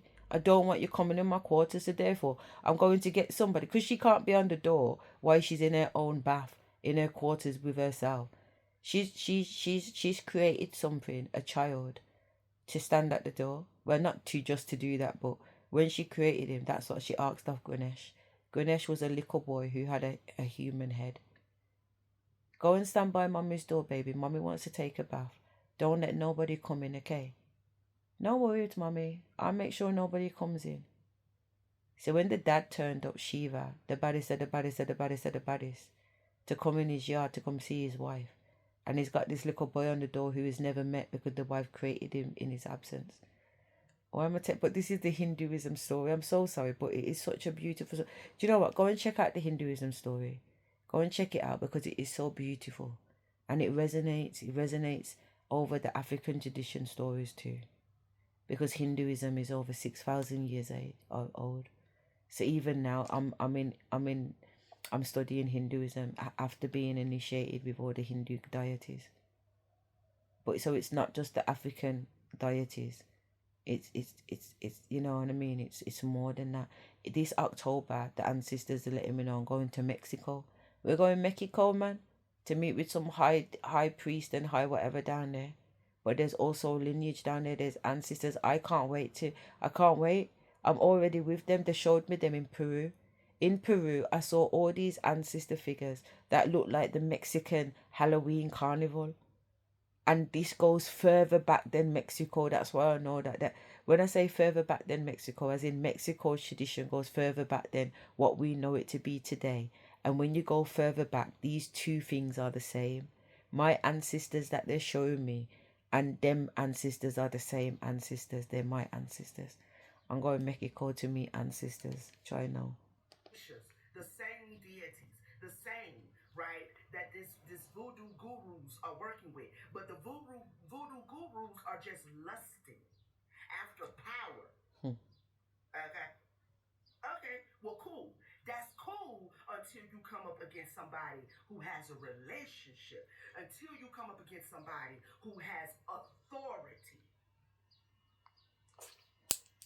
That's cool. Until you come up against somebody that the Orishas love. Come on now. You can't tell me that I'm not a daughter of Oya.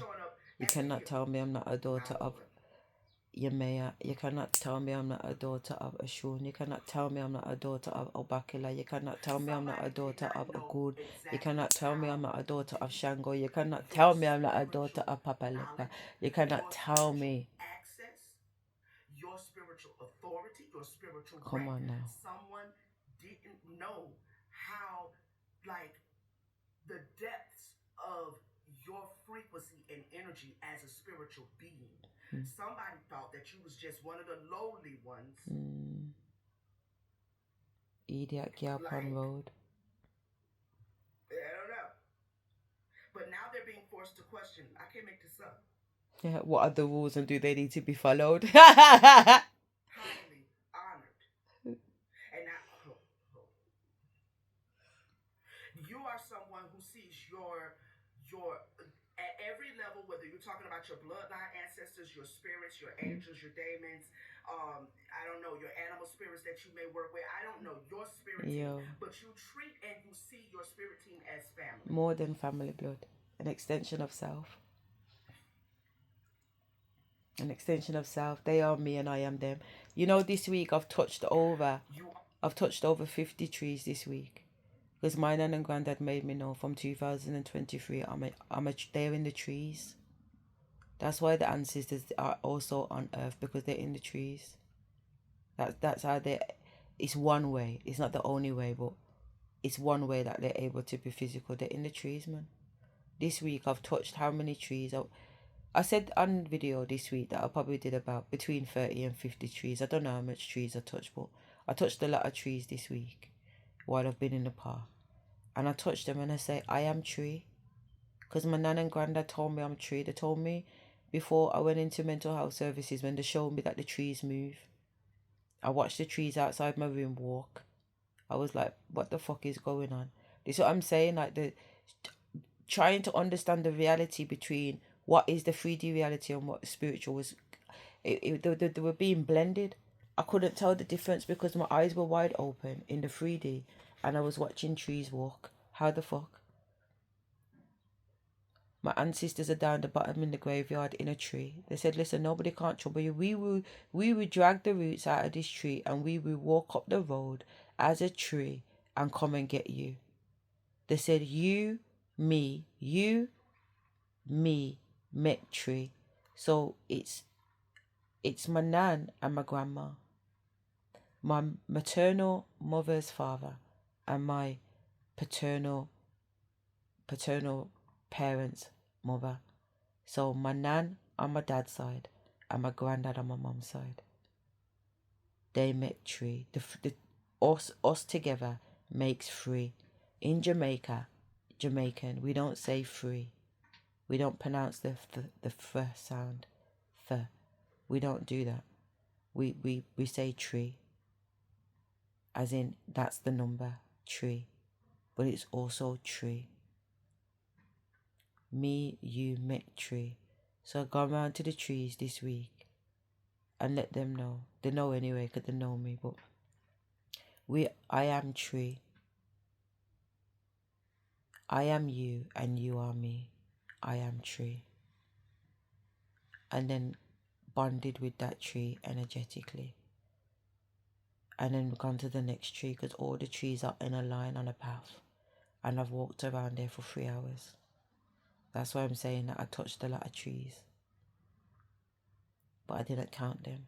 And along the way there was feathers. And I was picking up feathers and putting them in my hair. I'm doing shamanic practices. It's all shamanic lineage. But that, yeah, it's real. Family, man. Family tree. That's my family tree. That's my family tree. If you know about them, then you know about me. That's my family tree. That's my family tree. I'm not going to go too deep into that family card, but if this feels like your message, you know what I'm saying. 100%. You are family to big the wigs. Orishas. Yeah, big wigs. Okay? Some big Good deals. deities. As I'm saying, you can't tell me that I'm not a daughter of. Like, from the rooter to the tutor, you are identified. And you know what? From 2021, I got caught up with a voodoo man. Sorry, I got caught up with a voodoo man, and in England, but he's from Haiti. Yeah, so some next level black magic type of thing. And he went through some initiations. He took me through some initiations, and a lot of those initiations were going into the graveyard. So he showed me a lot of graveyard. I watched him. I observed him do a lot of graveyard magic. And I observed him. He showed me how to do seals, how to write seals in the language of the ancestors, and how to put different sigils under the bed. Yeah. Not under the bed specifically, but how to write these sigils and use them as a form of protection, and how to make offerings to the Orishas, the ancestors, and who are the Orishas. You understand me? So the first one he took me through was Papa Legba, because he is the gate opener. He is the first Orisha. Just like how Ganesh is considered to be the gate opener in Hinduism, in African tradition, it's Papa Legba. So you go Papa Legba first. So in my prayer, I have a long prayer. I don't know why people put their prayer on YouTube. I don't know, but I don't think that's good personally, but whatever. But in my prayer, and maybe they have different prayers, some prayers that they do publicly and prayers that they do privately, so no judgment. But I just think don't give them nothing, because everything you give them, they go and use it and try and do it for themselves and try and work it against you. So the little you give them, the better. They don't need to know who you're working with. But Tuesday, we're way down the line now, and this reading's coming on. They can get to know one or two things in it. So yeah, the Orishas are there. So I got initiated first, well, introduced to Papa Legba. And you understand with Papa Legba that he's an old man and is a child. Is like the uncle, the uncle in the family that you can go and chat to. So I would refer that he's like my Uncle Dennis. My Uncle Dennis is actually my grand uncle. But him and my dad they've had such a good relationship over the years, and Uncle Dennis is young, they're not far in age. He's dead now.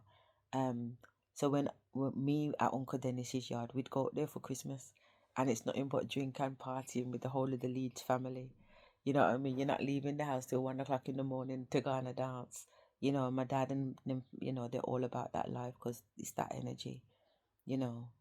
But that's what you would consider Papa Legba energy. Uncle Dennis, who takes you down the road to the pub and buys you a pint and buys all your mates drinks and whatever else, and he's down there laughing and joking. He's not trying to be all up in the business, but he's funny in it. So when he's telling this story, your friends and you are happy to listen to him. Papa Legba comes with that type of energy, but at the same time, he's a trickster energy.